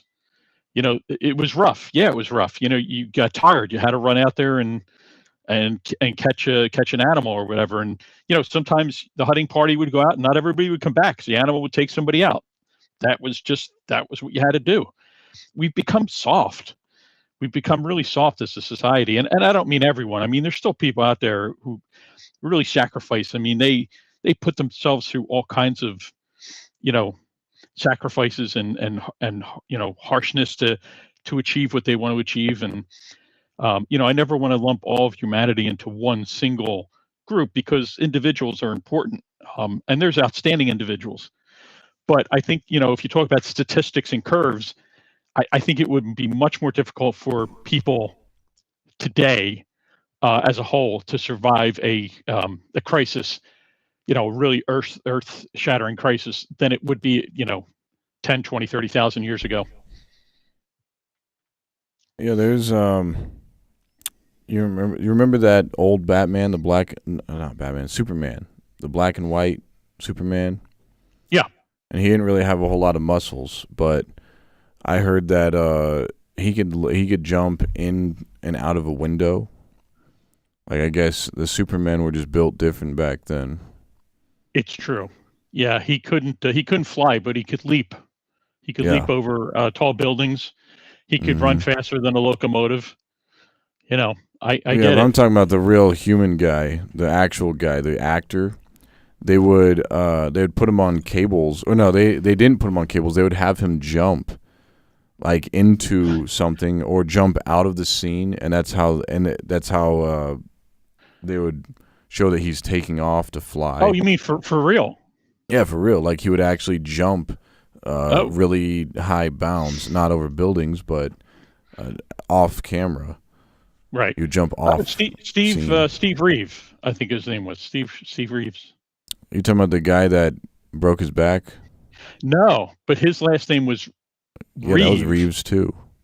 Yeah. Christopher Reeves. One was Christopher Reeves, and then it was Steve Reeves. Yeah, it was ironic that they had similar names. But yeah, I know exactly what you're talking about. Well, yeah, I mean, I think that's a good analogy. I mean, think about what actors would put themselves through back in the beginning of the cinema. You're right. I mean, they would take more chances. They would, the stunts and things that they did. And today almost everything is all, CGI and screened, and except for people like, what's his name from the church, Dylan Mulvaney, Tom Cruise, who would say, "What are you doing, Mulvaney? What, you're stuck on Dylan Mulvaney today?" I've never seen Dylan Mulvaney do any stunts. But anyway, Tom Cruise does. You're saying Tom, you're killing me, Smalls. Tom Cruise does his own stunts. I mean, he's insane. He I'm sure the insurance company that insures him are probably like, "Tom, what are you doing? You got to stop this." Same with Jackie Chan. Oh, I don't know much about Jackie Chan. They say he does his own stunts too. He's broken a lot of bones and all that. That doesn't surprise me. Yeah, but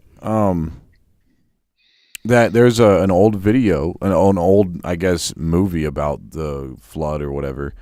And in that movie, it's one of those old black and white movies. You could tell, like, they I don't even think it had sound. It's kind of like one of those ones you have to read the captions. Yeah. And it's showing the water rising, and there's a bunch of people trying to climb up this mountain. And the water, I guess they're dumping so much water onto the set. People are actually starting to drown. I can't remember how many people actually died in the production of that film. I was like, wow, that's like the most realist flood story. And then you had Noah and his ark or whatever, but there was actually people really drowning, people really screaming. Yeah, and I was like, man, that's legit. Let's see, 1928 Noah's Ark, famous black and white. Yeah, let's see if I can. Featuring the story of the Bible in World War I. That's kind of interesting. Yeah, how many people died in that? 600,000 gallons of water, and caused actual injuries and casualties on the set. I'm trying to see if I can get the number for you here. Yeah, because we're thinking like a global flood, we're thinking mass reduction of population. Yeah, although, just remember, as a Christian, I believe that God won't destroy the earth with water again. He's going to probably destroy it with fire, which probably be kind of nastier than water. But yeah, no, Maybe I they'll can't make get a movie number about that, and people really die by fire. Well, yeah, it's kind of hard to survive a fire. I mean, you can swim in water, but you can't swim in fire. I'll tell that to those people who drowned in that movie casting. Yeah, that's true. I can't. I'm looking through, but I can't find a number. But I believe you, because it did say casualties. It said injury and casualty. So I want to say 10 or 11, but I can't remember. And that's not counting how many giants drowned in that too. It'd be kind of cool. Giant. It'd be kind of cool if they had like giant actors in there too, and they all drowned too. It's like, wow, this is real. Andre the Giant, man, he was real. Come on. Yeah, but I mean, if they had other like 7-8 foot tall men and women, which used to exist. I mean, I remember learning about that in school, going to a museum, seeing like a 9-foot guy statue, like it was supposed to be a replica and all that stuff. None of that stuff exists anymore. You go to any museums, no, they all don't exist anymore. They exist. They just all became basketball players. Yeah, I guess those are the Nephilim. Yeah, all the Nephilim Giants. Basketball players now. Yeah, they had to do something. I'm still stuck in this quandary, man. About the New York Giants being baseball players? No. I just, I can't get out of my mind, and I'm sure Tom's going to say something here, but I can't get out of my mind. Man. What is going to incentivize these young people, and I can already feel what Tom's going to say, but it's like it's curated to be passive. It's curated you're expendable. It's curated that you're replaced. It's curated we're going to be your father. We're going to give you UBI, dependency, whatever. This is all the normality that's being propagated in their education systems, their social media infrastructure. Everything is propagated to them as though you don't have to worry. And because there is no urgency, there's no incentive for independency. When there's so much food and so much everything, nobody's working, nobody's doing anything.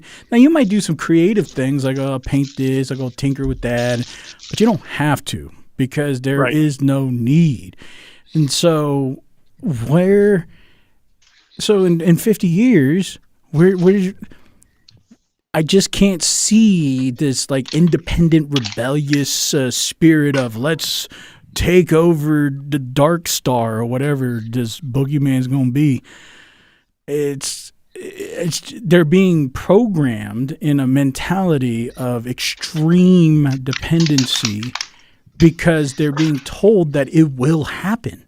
This is your future, and be happy about it because now you can go paint pictures or go blow a trumpet or whatever you want to do. You don't have to do any of these things, which I'm not saying that's a good or bad thing. I'm just saying I just don't see how the younger generation gets incentives to become this independent group of people. Another thing about movies somebody pointed out was that the older movies were always one good guy, like James Bond, versus a whole fleet of bad guys. And it looked stupid. You have Rambo taking on the whole military by himself and all that. You have one, Chuck Norris or whoever. You have these one hero against all odds, and it's sometimes actually in the trailer.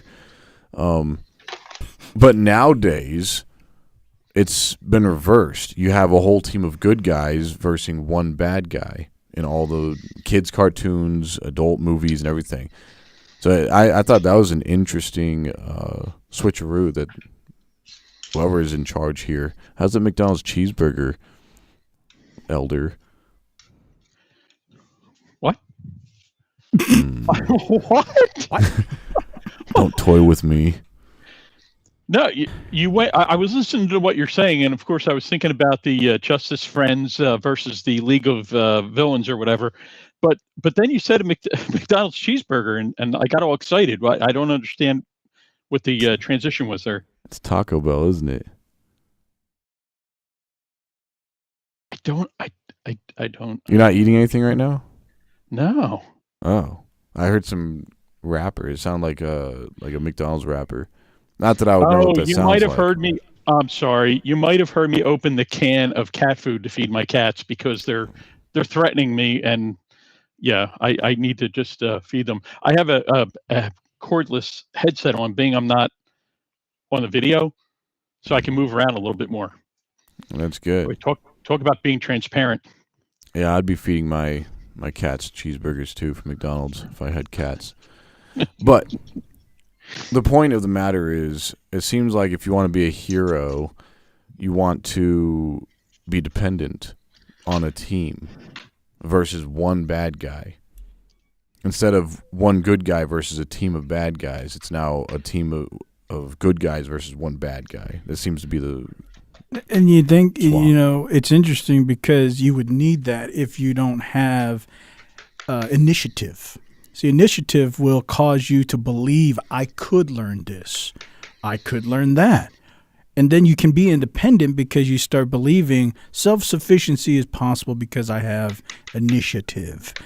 But when you take away that initiative, what you start saying is, well, this is all I know. So what you start doing is you're becoming dependent. Let me go find somebody else. And then you have a little bit, this other person. So now it takes 10 people to become what used to be in one. It's not, but the illusion is, it's because we're a team. No, it's because you've lost initiative and intelligence.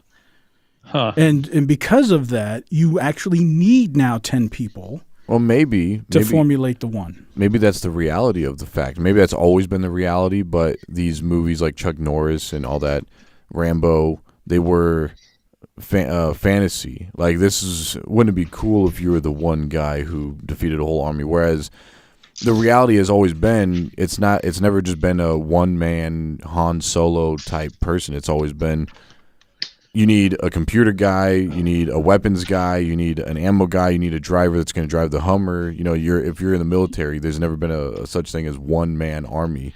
You need a whole fleet. Guy in the van. Yeah, but that's true. The guy in the van. All that is true, but what I'm saying is the magnitude of the individual. Like back in, I was just saying, early 90s, like in my teenage time, the initiative is not that, no, you're segregating from community. No, I'm not talking about that. I'm talking about the individual's magnitude. Like, I had a high level of curiosity and incentive to play and to experiment. And I think a lot of kids did. That's why they go outside and build tree houses or do this and do that. They were just outside exploring, and that was a normative. And so their curiosity was just expressive all the time. And, of course, they get hurt, they failed to do whatever, but it didn't stop them. They just continue going back out and exploring more. That initiative to do that causes the individual to have a higher capacity to learn more skill sets. Now, of course, you need other people because you can't be prolific in everything, but your capacity of how much you can obtain as one person, that's probably limited to how much you experiment, how much you test here and this and life experience. If you're stuck inside all day inside of your house, your life experience is very small, which is going to reduce your capacity, which means as the individual, you have now very low levels before you hit the cap.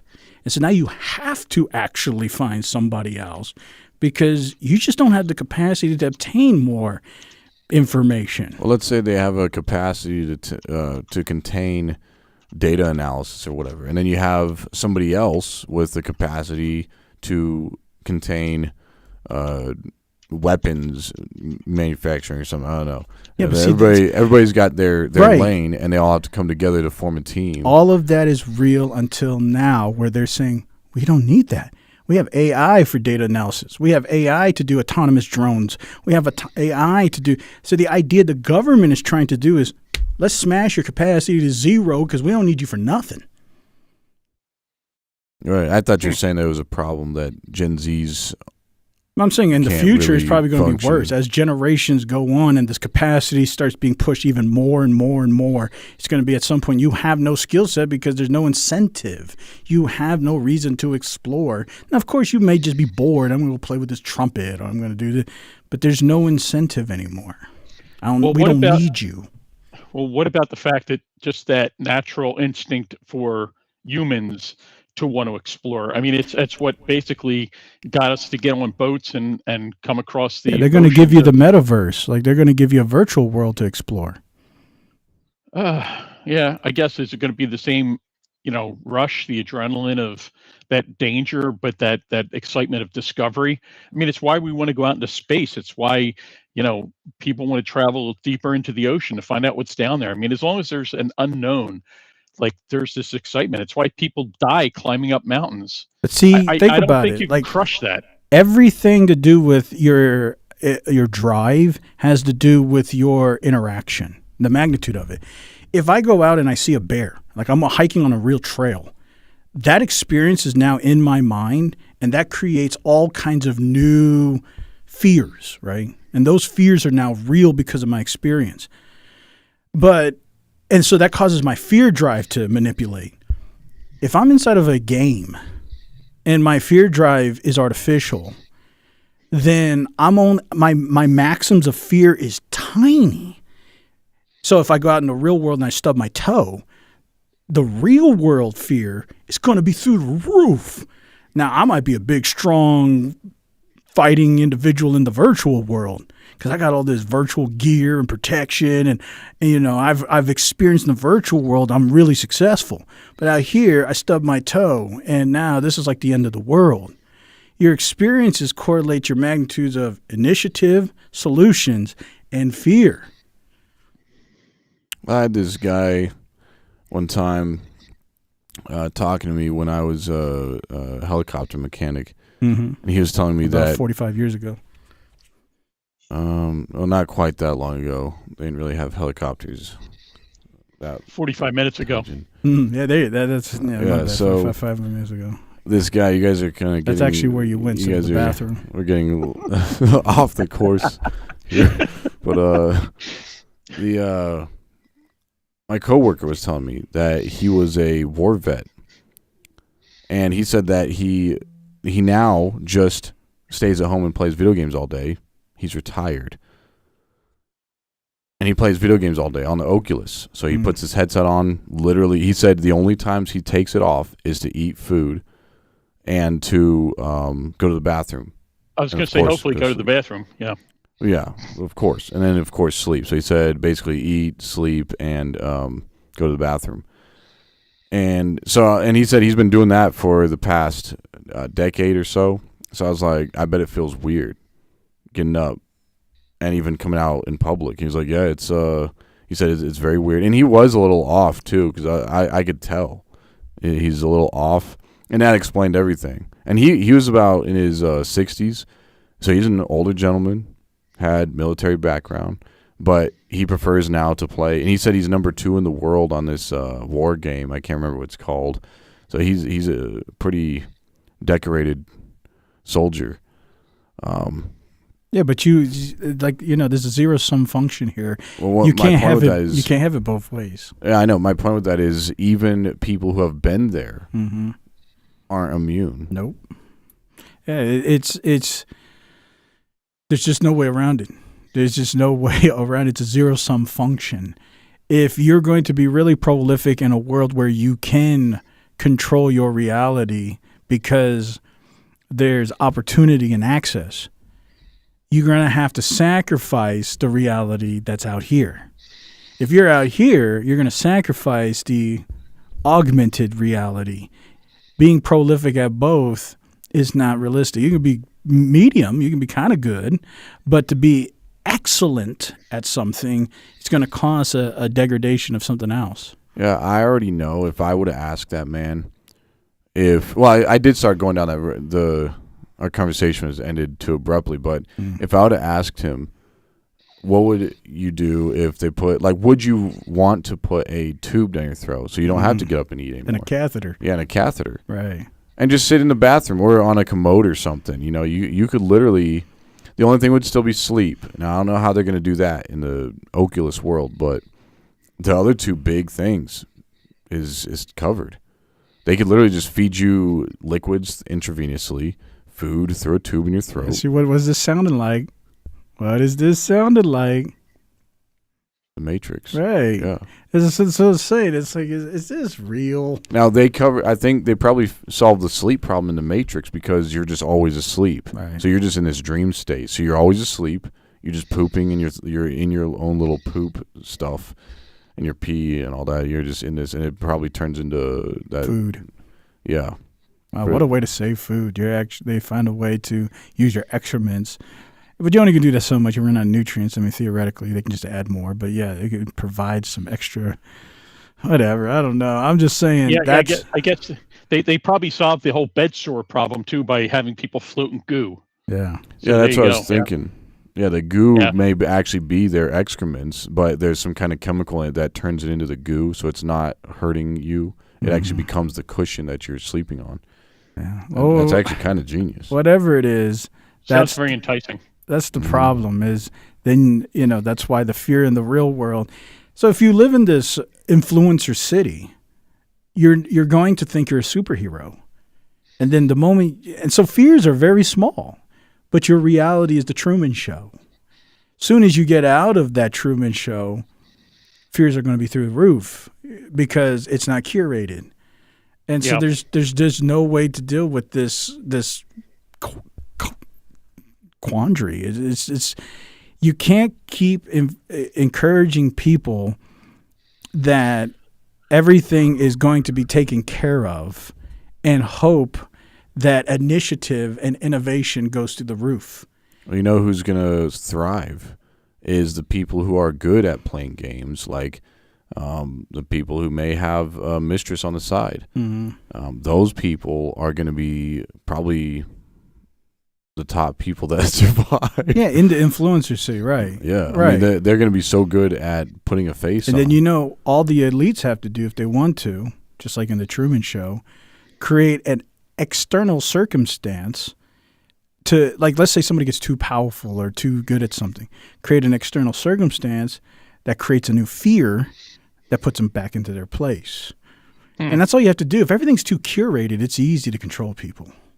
Yeah.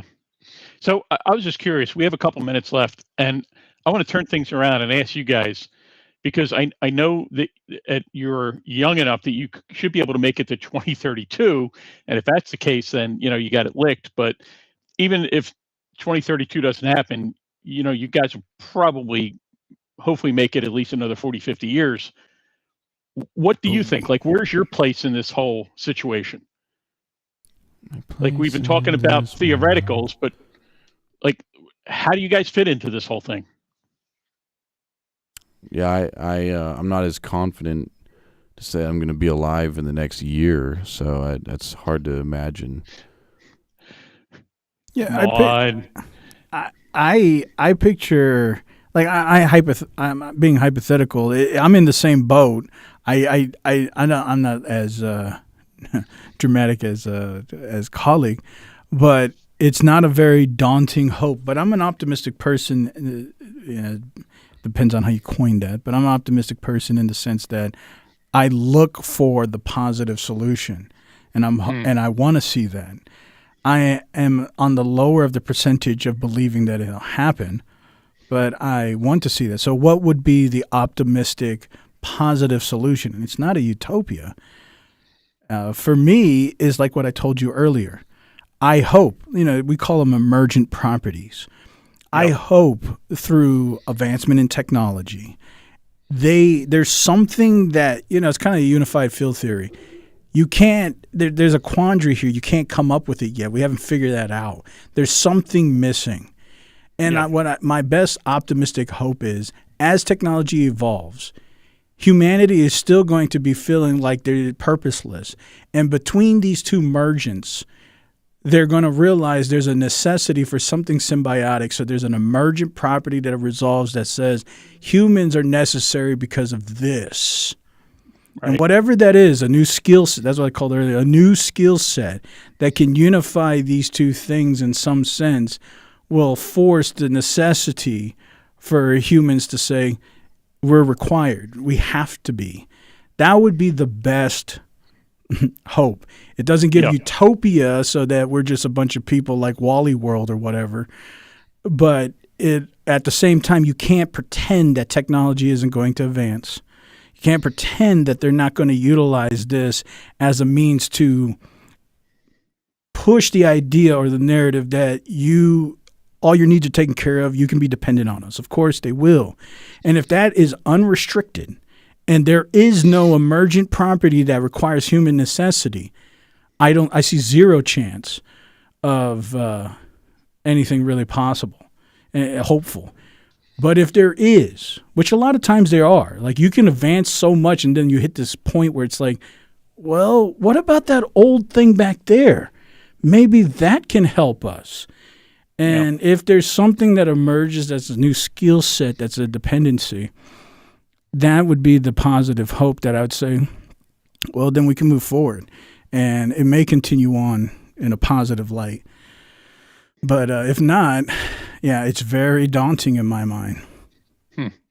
Yeah, okay. I can't prove that I'm going to be here tomorrow, let alone in a year.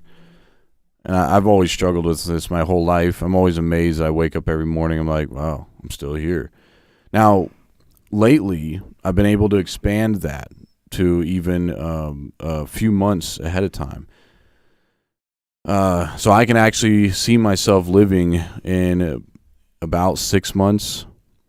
But I can't really, I'm very doubtful I'll be alive in 6 months. All right. Well, just so you know, colleague, I'm going to fly out to Nova Scotia and, whatever it takes, man, we're going to keep you going. So, because I want to see you eventually one day become an elder. We're actually in Tibet right now. I mean, because look at it this way. Where Tibet right now? Yeah. guys keep moving around, make it difficult. No, I mean, I got to pass the mantle on to somebody, so, and colleague, man, I'm telling you, you gotta hang in there and survive so you can be the next elder. So If I'm I'm going gonna to do be everything in my honest, power, man. the thing that I think may be that human skill set has something to do with consciousness. And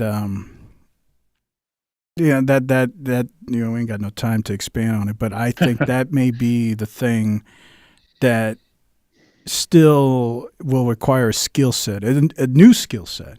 But I think it's the integration of human consciousness and technology, the total abrogation of humans and the functions of a technology without human consciousness, real human consciousness, not programmable, synthetic.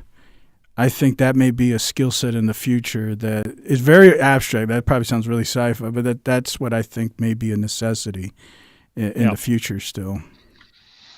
Cool. So we can leave the program on a high note and say that there is possibly hope.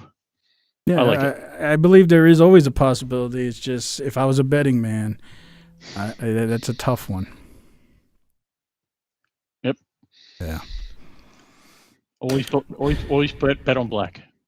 Yeah, not everything that glitters is good. Well, glitter itself is its own conspiracy. I know. Well, anyways, I appreciate you chiming in, Elder. As always, hopefully whatever's going on over there in your augmented reality, X rabbits. I'm definitely going to take some more meds and lie down. but I'm glad I was able to join with you guys. I didn't want to miss everything completely, but yeah. Time for more meds. We hope you do well, and we look forward to hearing from you next week, as always. Count on it. And we appreciate everybody chiming in and everybody saying everything in the chats. And yes, we love you too, Slime Feeder, and the citizens of New York. Yeah, we had that new guy. What was his name? Grime thing. Yeah, it was like Rick Grimes or something like that. Rick Grimes. Yeah, Rick Ross. It was Grimes Rick something. Rolls. Yeah, get grimy.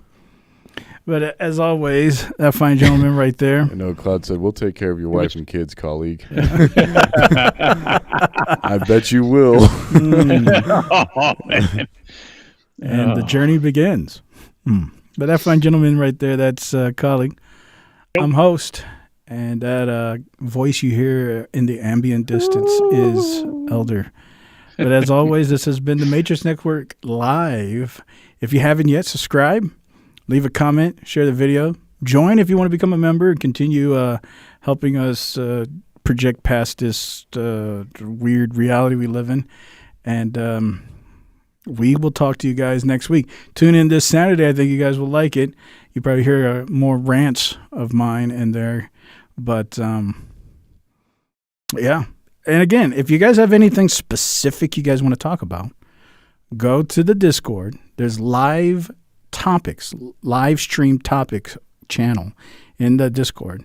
Put in their articles, videos, whatever, and we'll go through them and talk about whatever you guys have throughout the week. But until next time, Slime Feeder says he's from China. So until next time, what they say, China with love? Yes. Ni hao.